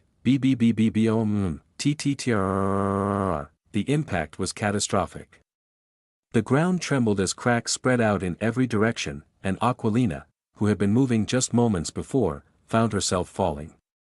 The floor beneath her cracked wide open, sending her spiraling down into the floors below, along with the hooded figure. Crack, the sound of splitting stones echoed. Move. Move. Celestia shouted urgently, her voice carrying over the chaos as she urged the others to leave. She moved to the side, scrambling toward the corner of the walls that barely held together. The structure groaning under the pressure, Celestia peered down, and her heart sank. The entire terrace floor had caved in, leaving only the four walls and a few inches of floor still attached to the walls. It was barely enough for them to stand on. Princess. Celestia called, her voice shaking. No response came. A second passed, then another. Move. Aquilina's voice rang out, sharp and commanding, and Celestia breathed a sigh of relief. Blue swords, glowing with an eerie light. Celestia quickly followed the path, her steps quick but careful, knowing the walls could give way at any moment. She gripped the walls, desperate to keep her balance. Huff huff huff. Aquilina panted heavily. Blood dripping from her forehead as she glanced around, searching for the hooded figure. But, there was no sign of it. Frowning, she summoned her tsunami swords, the blue blades shimmering with ethereal blue light in the deep dark floors.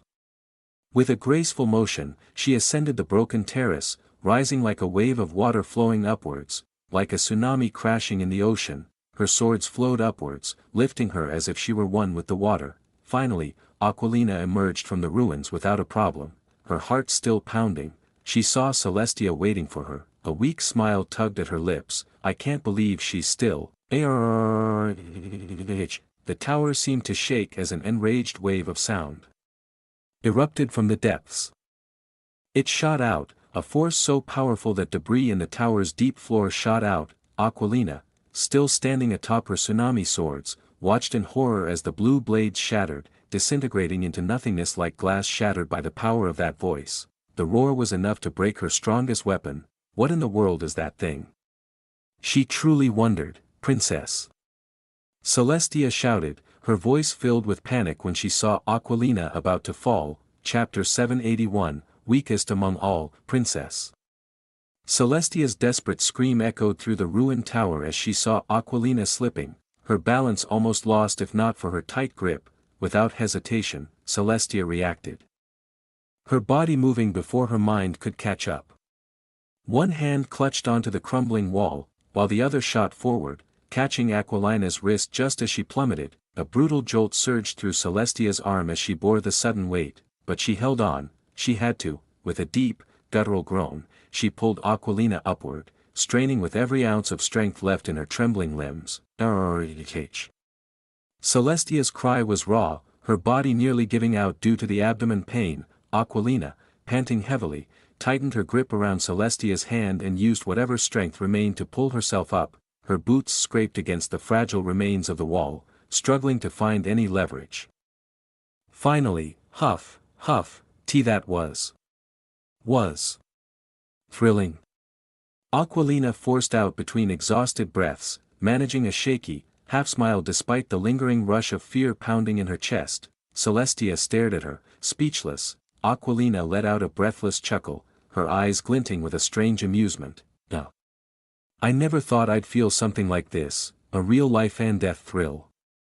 She exhaled sharply, pressing a hand to her racing heart before muttering, I can't wait to tell Aether all about this. Slowly, she shifted her weight, moving toward the wallpaper door that was ahead, barely attached to the structure. The narrow ledge beneath them was crumbling away, offering almost no footing. Yet it was the only thing keeping them from plunging below. They were just inches away from the wallpaper door, so close to escaping. But then, all of you are going to die. Aquilina and Celestia's bodies tensed as they instinctively turned their heads. And then, boom, a monstrous explosion of force erupted from the depths of the tower, shattering the stone beneath them. From the gaping hole below, a massive hooded figure surged upward, its colossal form tearing through the wreckage. Like it was nothing, the sheer power of its movement sent debris flying in all directions, the shattered remains of the floor breaking apart, spinning chaotically through the air as if gravity had lost all meaning. It was like a sonic boom had detonated right beneath them, the sheer impact shaking the entire structure. TTTRRRR. TTTTTTRRRR. The deafening sound of destruction filled their ears, and before they could react, their bodies were violently hurled through the air along with the crumbling walls they had been clinging to. M.O. Celestia and Aquilina barely had time to register what was happening before they were airborne, tumbling uncontrollably. The force of the blast sent them spinning, the sky becoming a blur of stone fragments and swirling dust. And yet, amidst the chaos, the hooded figure hovered in the air, unaffected, its dark cloak billowing unnaturally despite the storm of destruction around it. Even the broken tower pieces didn't fall. Instead, they floated, suspended in midair, as if bound by an unseen force. Celestia and Aquilina grasped onto each other, their fingers digging in, their grips desperate as they tried to make sense of the madness unfolding around them. What should we do now? Aquilina shouted over the roaring wind, her voice laced with urgency. She frantically scanned their surroundings,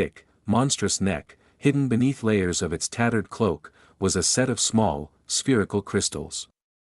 They pulsed with an eerie glow. Growing brighter, throbbing in time with the arcane power now coursing through its body, Celestia grinned. A wicked, knowing grin. She had been waiting for this exact moment. There it is. "I've been waiting for this, you bastard," the creature had no idea. Or didn't care about small pebbles, those insignificant-looking beads hanging loosely around its own throat, were about to seal its fate. Aquilina's breath hitched. She didn't know exactly what Celestia had done, but she felt it something dangerous about to happen. Celestia's grip on her wrist tightened, ready to go up. Celestia whispered, her voice filled with unshakable certainty. Aquilina didn't hesitate, she snatched Celestia's hand. The hooded figure didn't seem to care about the glowing crystals on its neck. It was focused on them, a shadow loomed over them as it raised its colossal arm, forming an enormous, nightmarish gauntlet. Now, Aquilina jumped, and in that exact instant, a violent explosion erupted from the creature's neck.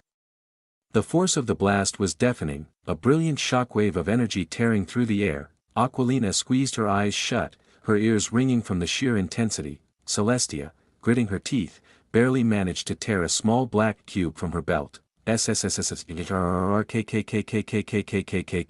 The moment her fingers curled around it. The cube disassembled into liquid metal, shifting like a swarm of nanobots. Within a heartbeat, it reformed into a massive, curved shield, and the moment it made contact with blasting force, boom, the impact was immense force. Celestia grunted, her arms trembling as she held the shield steady. The sheer power behind the blast pressed against it like an unrelenting storm, straining the barrier. Aquilina grabbed Celestia tightly, her fingers digging into her skin. The momentum was brutal, but it worked. The blast sent them hurtling toward the wallpaper door, and then, SSSSH, the second they passed through, the wallpaper door, already peeling from the earlier shockwaves, was torn from its frame. Reduced to smoldering ashes by the sheer intensity of the explosion, behind them, only a blinding light remained. Then, silence, thud, Celestia and Aquilina crashed onto solid ground, tumbling in a heap of tangled limbs. Ugh! Hot! Celestia yelped, instantly flinging the shield away. The once solid metal was glowing a molten red, the sheer heat from the explosion melting its surface. Puff! Both women flinched as the shield liquefied, pooling into a dark puddle that hissed against the cold ground. That was way too close, Aquilina panted, still trying to process what had just happened. Celestia exhaled shakily, dragging a hand down her sweat-slicked face. Yeah. We're never doing that again. But even as she said it, she knew that was a lie. SSSSSH. A sharp, crackling noise made them both snap their heads around. The wallpaper door, on this side, was burning. Both of them stared at the empty space where their only escape had once been. A heavy silence filled the air, then, ha ha ha ha, ha ha ha ha ha ha, laughter erupted between them, raw and breathless. They collapsed onto the ground, their bodies aching, lungs gasping for air, but neither of them could stop laughing. Celestia gripped her ribs. Shit, that hurts, she groaned. I feel like my insides got turned to paste. Ahaha.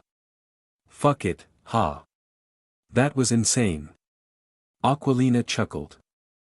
Still breathless. I am never forgetting this shit, Celestia exhaled. Yeah. But, her laughter faded as saw them, people, dozens of people, test subjects. Children, they stood silently, their eyes locked onto the two battered women. Their expressions were blank, unreadable, and some test subjects crying in happiness as if they had sanity or something while others just blankly stared at two women. Now. What do we do with them? Celestia murmured, sitting up. Aquilina swallowed hard, scanning the area. First of all, where the hell are we? The space felt unnatural, almost too structured to be a natural cave.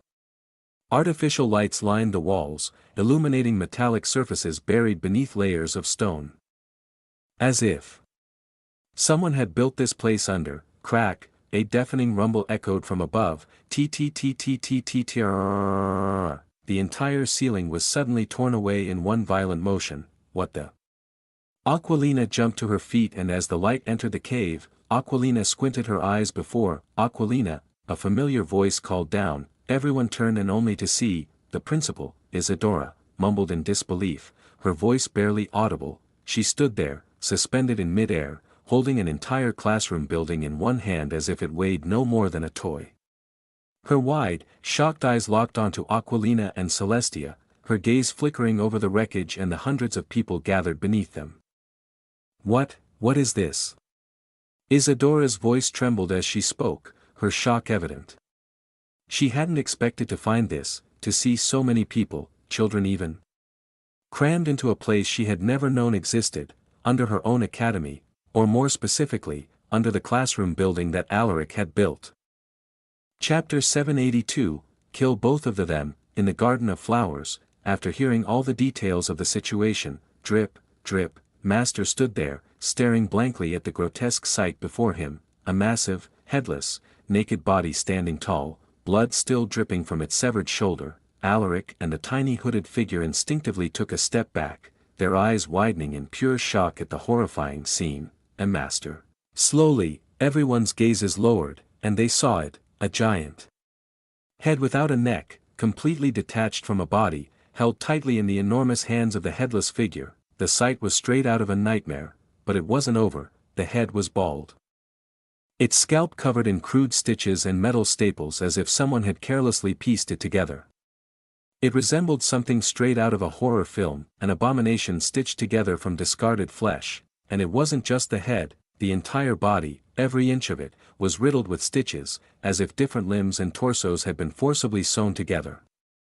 Some parts of its flesh were sickly pale, while others were a fresh, almost pulsing red, as if still alive. The contrast made it look even more grotesque, and where one would expect to see its groin, there was nothing, just a smooth, featureless slope. It was as if whoever had created this monstrosity had no intention of making it anything more than a tool of destruction.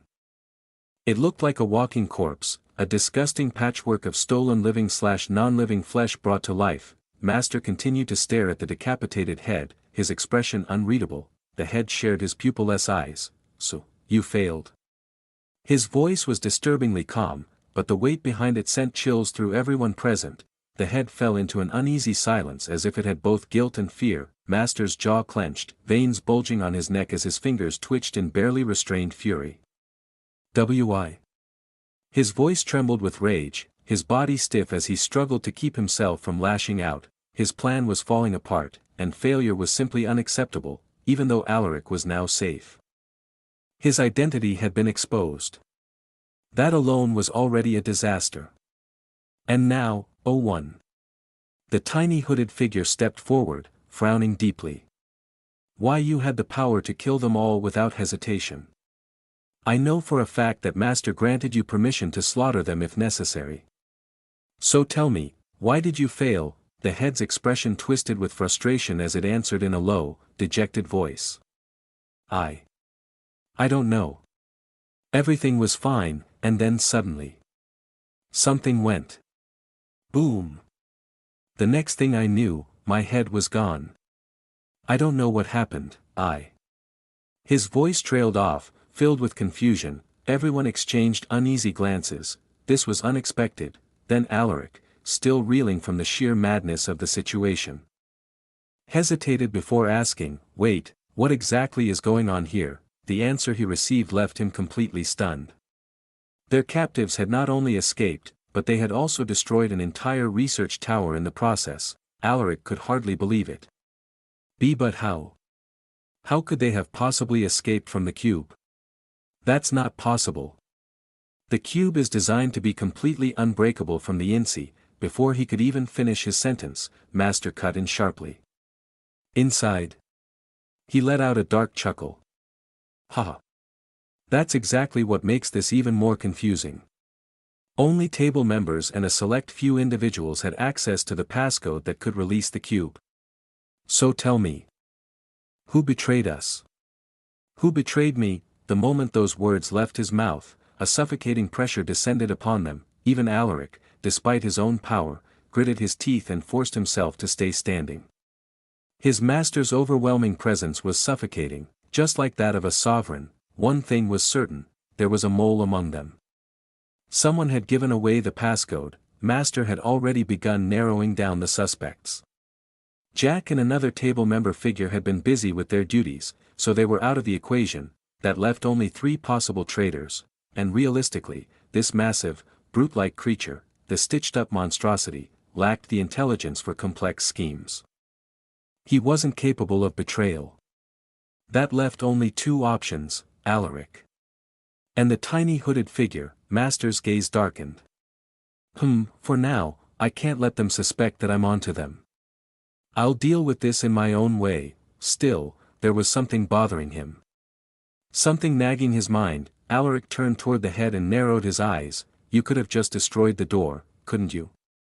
Though it will destroy the chance to enter the academy temporarily, but still, that would have solved everything. Why didn't you just do that?" His voice was calm, but there was something beneath the surface, something suspicious. It almost sounded like he was starting to doubt this creature's failure was entirely accidental. The severed head blinked, then tilted slightly in confusion. "Oh. I could do that?"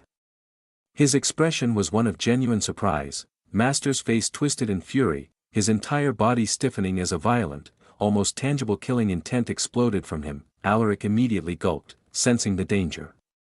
He quickly tried to defuse the situation. I mean, you can, right?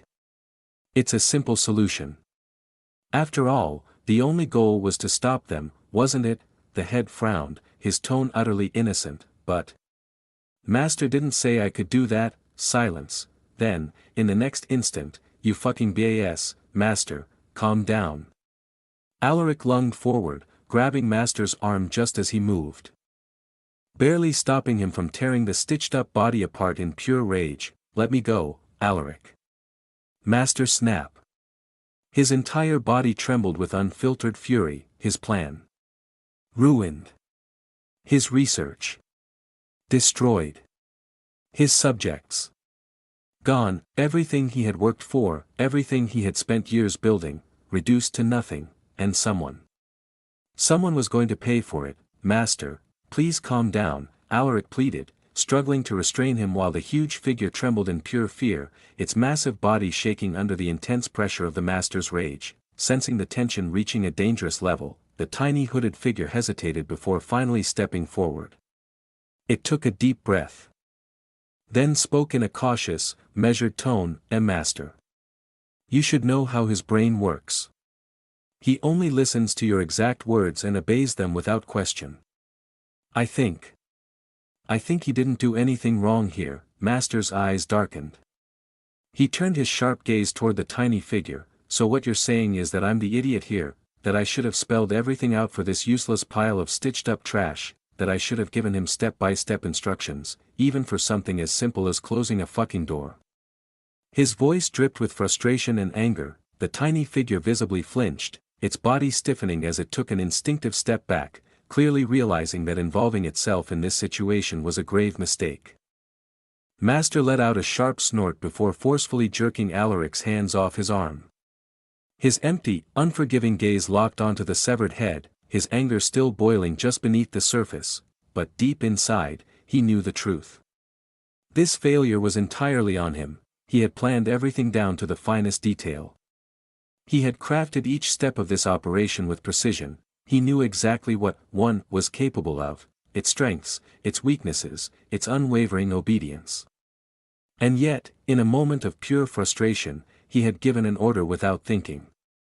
He had entrusted a mission to a creature that lacked the ability to think beyond direct commands. It was a careless mistake, a rare misstep. And the price of that misstep was everything. Don't worry, Master, Alaric said, his voice steady but firm. He straightened his posture, his expression dead serious as he attempted to contain the growing storm. Our hard-earned research isn't entirely lost. It wasn't just the test subjects or the products we had there. We still have our core research, the most valuable part, in our hands. So there's no need to panic just yet. Master's gaze flicked to Alaric, then, with an exasperated snort, he muttered, those products are not something we can afford to lose. Do you have any idea how long we've been working toward this? How many years we've spent, waiting for the day we could finally bring forth the new beings? His voice grew heavier, harsher, as he shot Alaric a sharp glare. Alaric and the others lowered their heads in silence, especially the headless figure. It hesitated for a moment before slowly placing its severed head onto the ground, its entire body drooping as if consumed by guilt and regret. I can't just let this go. Master muttered through gritted teeth, his fingers twitching slightly as his mind churned, working furiously to come up with a way to salvage this disaster. He couldn't afford any more failures. Not now. Ding, a sharp, hollow chime rang through the heavy silence. Now what? Master groaned inwardly, his expression twisting in sheer annoyance as his jaw clenched. The tiny hooded figure quickly pulled out a slate-like device and scanned the message before mumbling. Master. It's from Jack. He says. Victor is coming back. Master's frown deepened instantly as he pressed a hand against his forehead, letting out a slow, frustrated sigh. Yeah. We baited him. Of course, he'd be furious when he realizes nothing actually happened there except Jack playing with him. His fingers curled into a fist. Victor had been waiting, no, anticipating, a fight. The plan had been to lure Dora into the Void Empire, leading to an inevitable clash between her and Victor, and Master would come and kill her during that chance. That was the entertainment he had been promised. But now, everything had been derailed, and Victor was left with nothing but disappointment. And if there was one thing that the monster, Victor, despised more than anything, it was being denied his fun. Victor returning to his empire was bad news. Worse than bad news, Master carefully tried to move someone from Victor's territory for his own gain. If Victor found out, if he so much as caught a whiff of betrayal, things could go very, very wrong. He could not afford to lose Victor. Victor was unpredictable. A wild card. An irregularity in the grand scheme of things. And possibly an invaluable piece in the future. What should I do now? Master frowned deeply, his pure white eyes narrowing as he gazed into the distance. His vision drifted toward the swaying field of flowers. Their delicate petals caught in the gentle wind, dancing. Yeah. Let's kill both of them, Alaric, the tiny figure, and even the severed head all blinked in unison. Chapter 783, Finish her off. Back in the Pyra Empire, everyone was in a frenzy, searching desperately for their empress, who had been kidnapped, somewhere in the isolated area of the empire. Yes, kill them both before Victor arrives at the empire. We cannot afford to lose him or, worse, turn him into our enemy. He still has plenty of use for us, the master's deep, commanding voice echoed from the glowing orb. The first hooded figure stood motionless, staring at the orb, absorbing every word. Are you really sure about this? I mean, killing them right now is something wrong there? The master suddenly interrupted, his tone sharpening with suspicion. It was rare for this figure, who always nodded in agreement without a shred of hesitation, to pause, even for a second, yet now, there was something. Something different. The figure flinched before quickly shaking her head as if snapping out of it. Oh, of course not. I just had a thought about the process. Didn't we need Sandra for that? The master narrowed his eyes, scrutinizing her response before giving a slow nod. Yes, we do. That's why, apart from her life. Destroy everything. We just need her barely alive. You know what to do, don't you? His voice dropped lower, more menacing. No matter what happens, Victor's sword must never turn against us. By doing this, we'll be igniting a war between two empires, Master. This won't be an easy path, the figure pointed out. A long silence followed before the master finally spoke. If war is what it takes to protect us, then so be it. The first hooded figure didn't hesitate any further. She cut off the signal, inhaled deeply, and her fingers tightened into a fist as she summoned her sword with a sharp yank of her hand. Well, I guess that's that, she muttered, shrugging to herself. Turning toward the entrance of the hideout, she took a step forward, only to halt abruptly. Her entire body stiffening, her gaze locked onto the sight before her, the back view of Sandra. Was straddling Aether? What the actual fuck? The hooded figure's face, hidden beneath the deep shadows of her cloak, contorted in sheer disbelief. Sandra's ass was grinding against Aether's crotch, moving in slow, deliberate motions. Aether's legs trembled under her, his fingers gripping the ground as though he were barely holding himself together. Hold on a damn second. The hooded figure immediately stepped forward, her voice almost cracking. Let me just, her words came to an abrupt halt the moment she took a clearer look at the situation. Sandra wasn't just straddling him. She was strangling him. Oh. The hooded figure blinked as she was taken aback slightly and, relief, you fucking rotten man. Sandra bellowed furiously, her fingers tightening around Aether's throat with the full intent of crushing it. Aether groaned, his body twitching from the pain, and from something else entirely. No. He wasn't into the whole masochist kink, definitely not, but Sandra's ass was grinding against his lap with an almost infuriatingly perfect rhythm, pressing down just right, making his body betray him. His cock twitched, hardening against the friction, even as his breath was being choked out of him. He was supposed to feel threatened, supposed to be fighting back, but instead. Amusement flickered in his eyes, barely concealed beneath the growing heat in his body. Was she trying to kill him or, fuck him? Whatever she's trying to do, she better make up her damn mind fast. Aether thought. The first hooded figure stared blankly at Sandra, then slowly turned her gaze toward Raven, who was also watching the scene unfold with an unreadable expression. But there was something strange about Raven's face, something dark and primal simmering beneath the surface. Was that Jealousy, what the actual fuck is going on? The hooded figure barely had time to process the insanity before, slap, bitch. Sandra shrieked, whirling around to glare at the hooded figure after receiving a sharp slap to her ass. The figure blinked, then looked down at her own hand, momentarily taken aback. Damn. That's one fine ass, she muttered in genuine appreciation and inwardly added, but not as fine as mine. Sandra's face turned a deep shade of red for a brief moment before she snapped back. What the fuck do you want, bitch? That's supposed to be my question, darling. The figure's voice dripped with amusement as she slowly sheathed her weapon, a smirk tugging at her lips. Her sharp gaze flickered between Sandra and Aether. Now tell me. Just what exactly are you doing to this poor, innocent child? Hearing that, Sandra snorted, amusement flickering across her face. Innocent, she repeated mockingly. Before pointing a sharp, the hooded figure turned her gaze toward Aether, who blinked back with wide, clueless eyes, his expression so pure, so utterly naive, that it was as if he was the kind of guy who wouldn't even know how to drink milk if it was placed right in front of him, let alone do anything sinful. Fucker. Sandra growled. Seeing that stupidly innocent look plastered on his face only added fuel to the fire raging inside her. With a furious snarl, she tightened her grip around his neck, fingers digging in as if she might snap it right then and there. Motherfucker. Not only are you playing around, but you're also fucking around, everywhere. You filthy, rotten, shameless bastard. Aether could only offer an awkward, lopsided smile, making no effort to resist her grasp. He knew exactly what she was doing. It was just like before, exactly like in the previous timeline. She was trying to provoke him, to push him into reacting, but was she angrier now than she had been before? Maybe she was really angry this time, maybe because I was here this time.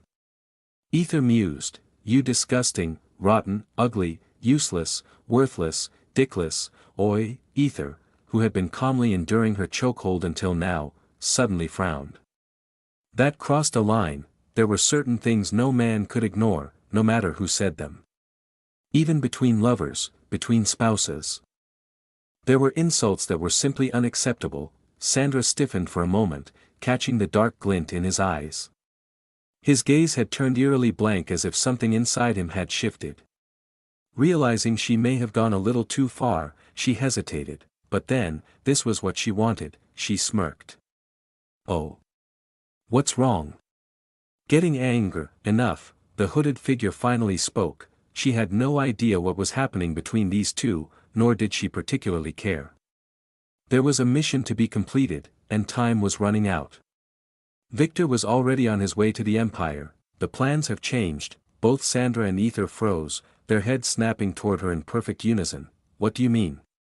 Sandra frowned beneath her hood, her sharp eyes narrowing. The hooded figure, however, turned her attention elsewhere, her cold, calculating gaze landing on Raven. With an eerie calmness, she murmured, it's time to finish what we started. Sandra's eyes widened in shock. She hadn't expected them to change the plan so drastically, especially not when it involved eliminating Raven, but didn't you say we needed her alive? Sandra's voice wavered slightly, searching for any sign of hesitation in the hooded figure's stance. The hooded figure merely shrugged, her tone light yet firm. I don't know. Plans just changed. Now, finish her off. Sandra fell silent, staring at the hooded figure as if trying to decipher something. Slowly, she turned her gaze toward Aether. He was watching her blankly, his face unreadable, as if waiting for her decision. Her lips trembled. Her hands, which had been strangling Aether just moments ago, gradually loosened their grip. She knew what needed to be done. This was her chance, to push things toward the inevitable. Before anyone could react, a water knife materialized in her hand.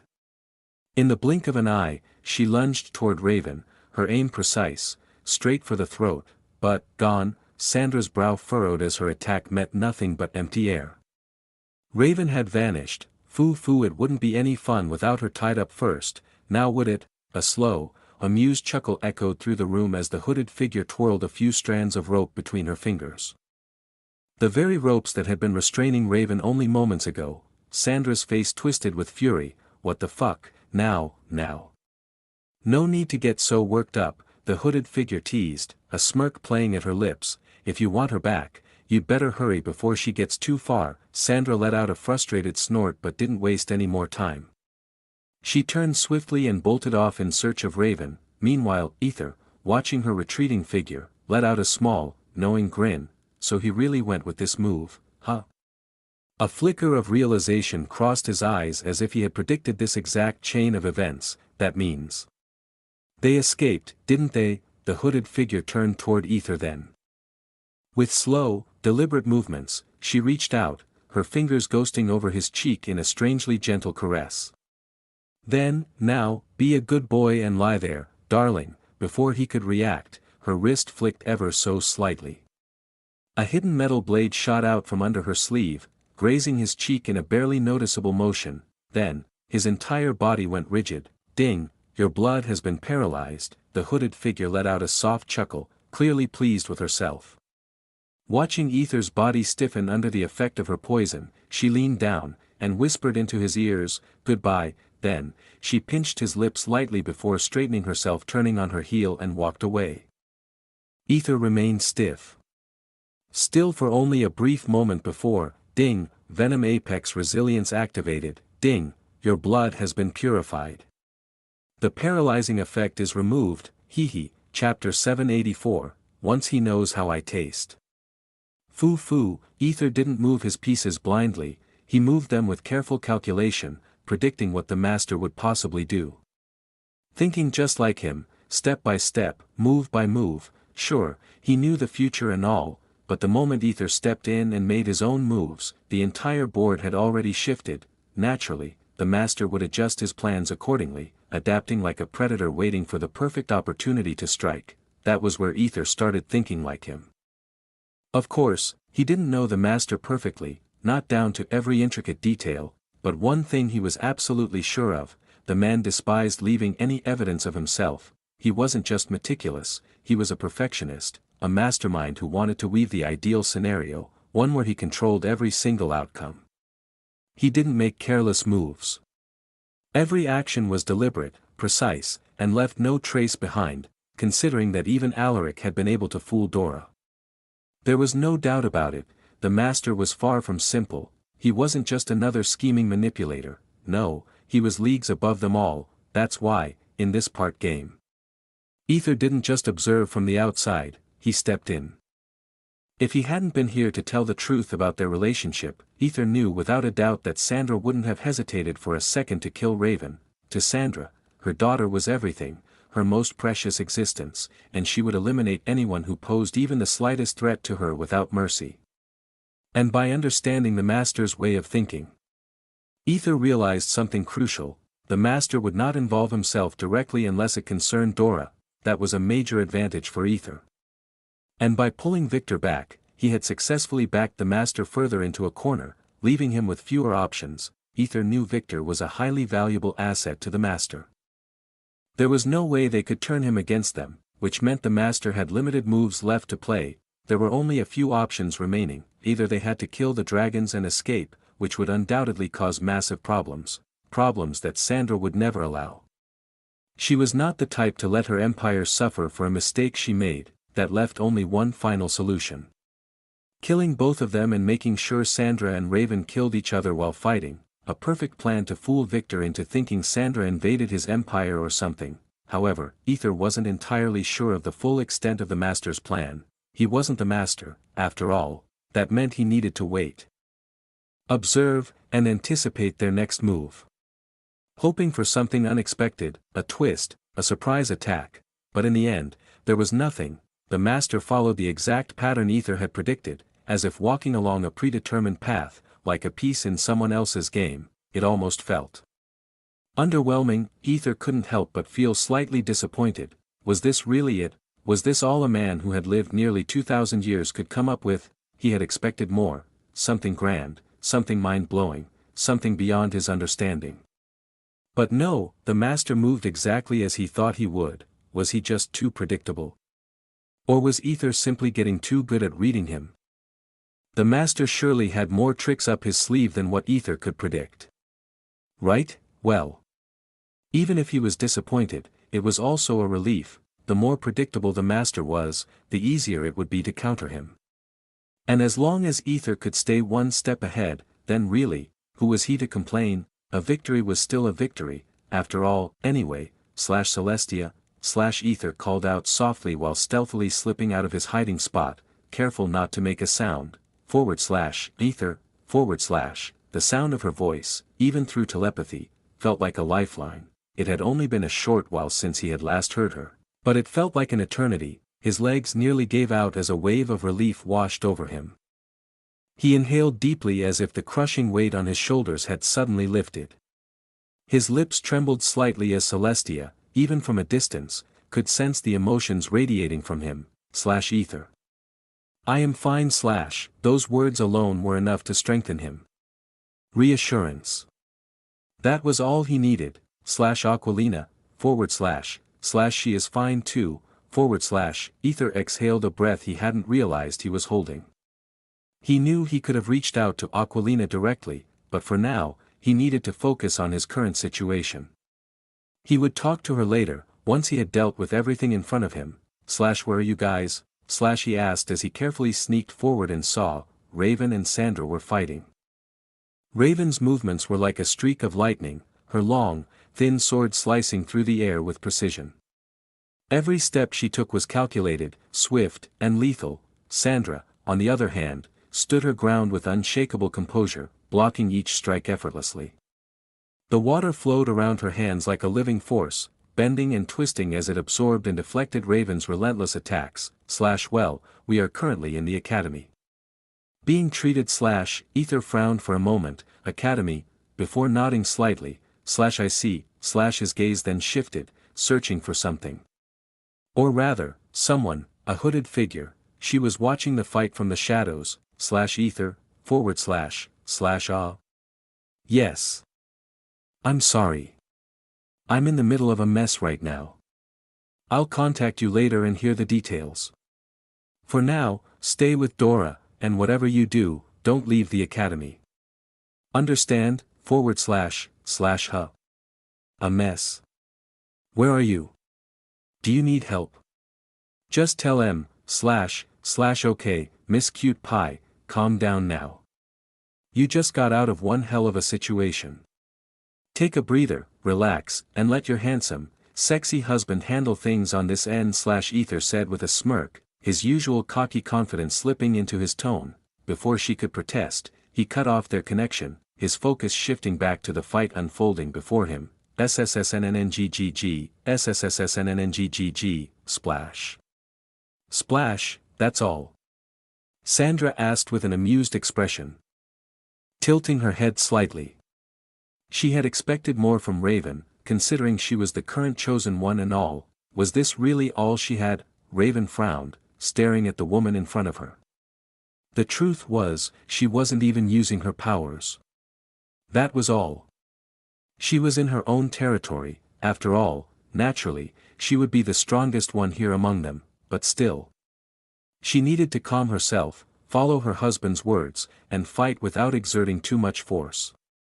Yet, seeing that smirk on Sandra's face, that arrogant, taunting look, Raven's lips twitched in irritation. You should be grateful that I'm not using my powers, she mumbled, her voice edged with restrained fury. Sandra frowned. What, bitch, she thought, her brows furrowing. But then, something clicked. It was like connecting a missing dot. Her expression slowly shifted, turning into one of mild annoyance as she realized what was going on. That idiot. She gritted her teeth, immediately understanding what Aether was up to. But then, she smirked. If this was his plan, then she was about to make things a lot more fun. I heard dragons are a lot more jealous than others. Shall we test that? She teased, her voice dripping with amusement. Before Raven could react, Sandra stomped the ground, her body vanishing in an instant. The next second, she reappeared right in front of Raven, her movements fluid like water itself. A sharp glint flashed in her hand, a water blade forming at her fingertips as she slashed straight for Raven's eyes, aiming to slice them open. Raven's instincts flared. She bent down at the last second, narrowly dodging the deadly blade, but before she could retaliate, "I'll make sure he only loves me," Sandra's voice whispered right next to her ear, a taunt laced with venom. Then, swoosh, Raven's legs were swept out from under her as Sandra's foot connected, sending her shooting to the side. Boom, Raven stumbled but quickly steadied herself, her body reacting instantly. However, Sandra was already in front of her, her hand pressed firmly against Raven's forehead. Fingers poised, a water blade ready to strike down at any moment, Raven's eyes narrowed. Just as she was about to evade, "I'll cover him in my scent so no bitch ever dares to touch him again," Sandra purred. Boom, another kick. Another hit. Raven barely managed to block as she skidded backwards, coughing, but she still stood her ground yet. "Once he knows how I taste. I'm sure he'll love me more than any of you bitches." Boom, "You will never own him. I will make sure of that." Boom, "I'm going to fuck his brains out so good he'll forget your puss." "Enough, bitch." Arrrrrrrr. A violent purple aura erupted from Raven's body, crackling like a raging storm. Her heterochromia eyes flickered, until both turned into a glowing, ominous purple flicker, and then, boom, Sandra was thrown back with immense force, her body smashing through several buildings, reducing them to rubble. Dust and debris filled the air as the ground trembled from the sheer power of the blast. Raven stood in the middle of the destruction, her breathing heavy, her body radiating raw power. Her dark purple horns protruded from her head, her tail lashing behind her like a predator ready to kill. "No one takes him away from me," she muttered in a deadly tone, her energy flaring violently. Her gaze locked onto Sandra with nothing but pure, merciless intent. Cough, cough, from the ruins, Sandra groaned, wiping the blood trickling from her lips. But instead of anger, her expression twisted into excitement. "Heh. Yeah, that's more like it, bitch," she uttered, her voice laced with amusement.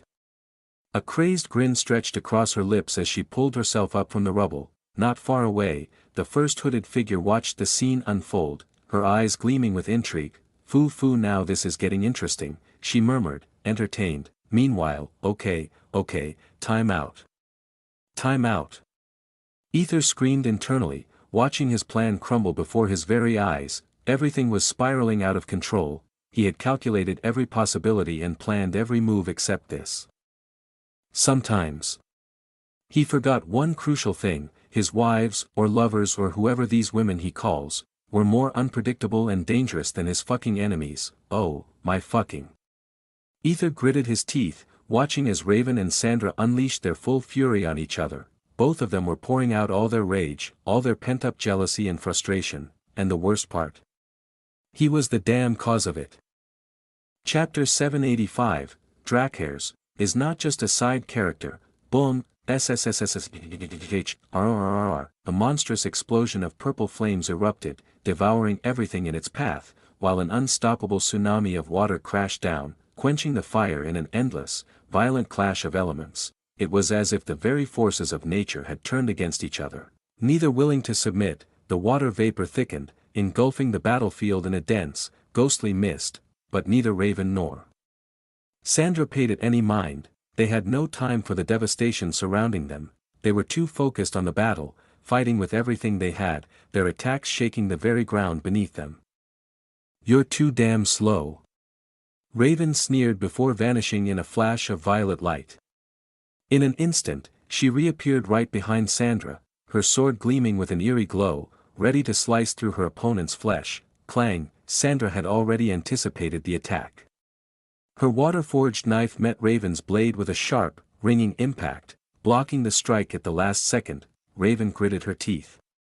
No matter how fast she was, Sandra always managed to keep up. It was infuriating. "Heh."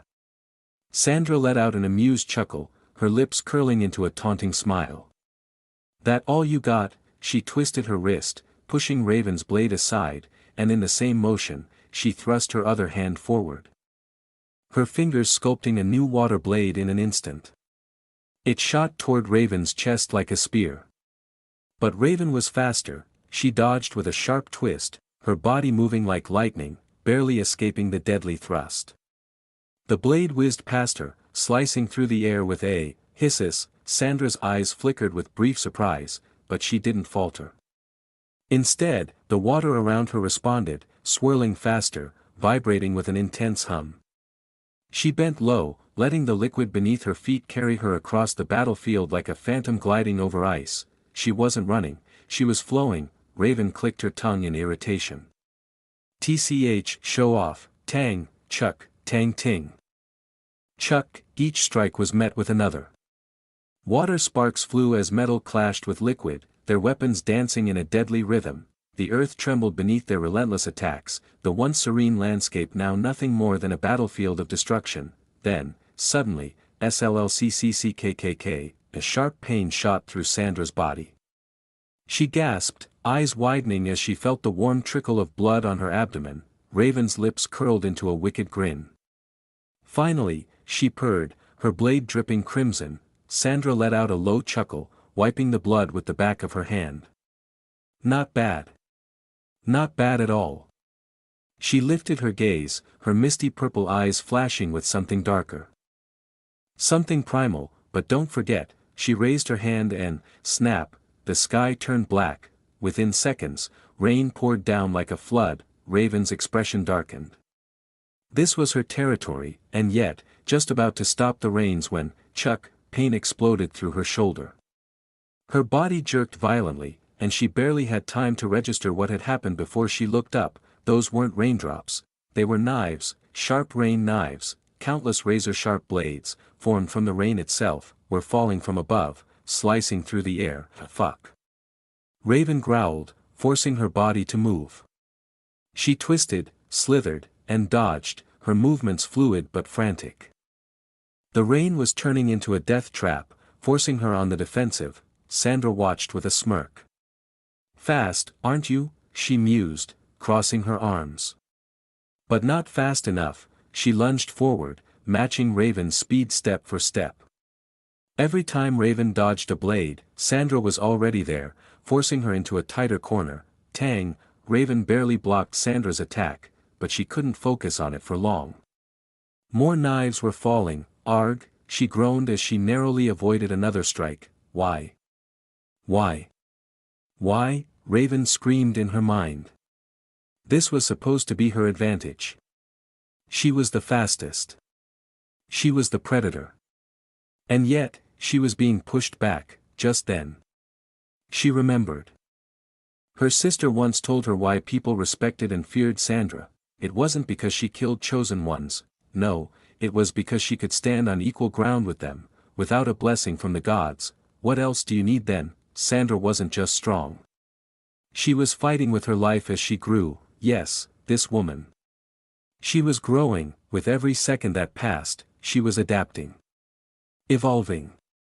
She wasn't fighting with raw power alone, she was learning from Raven's every move, every speed burst, every attack. That was what made her terrifying, that was why people feared and respected Sandra. Raven clenched her fists. Tisk, so what? She snarled. I can grow too. She stopped moving. Sandra frowned for a brief moment, and then, Raven inhaled deeply.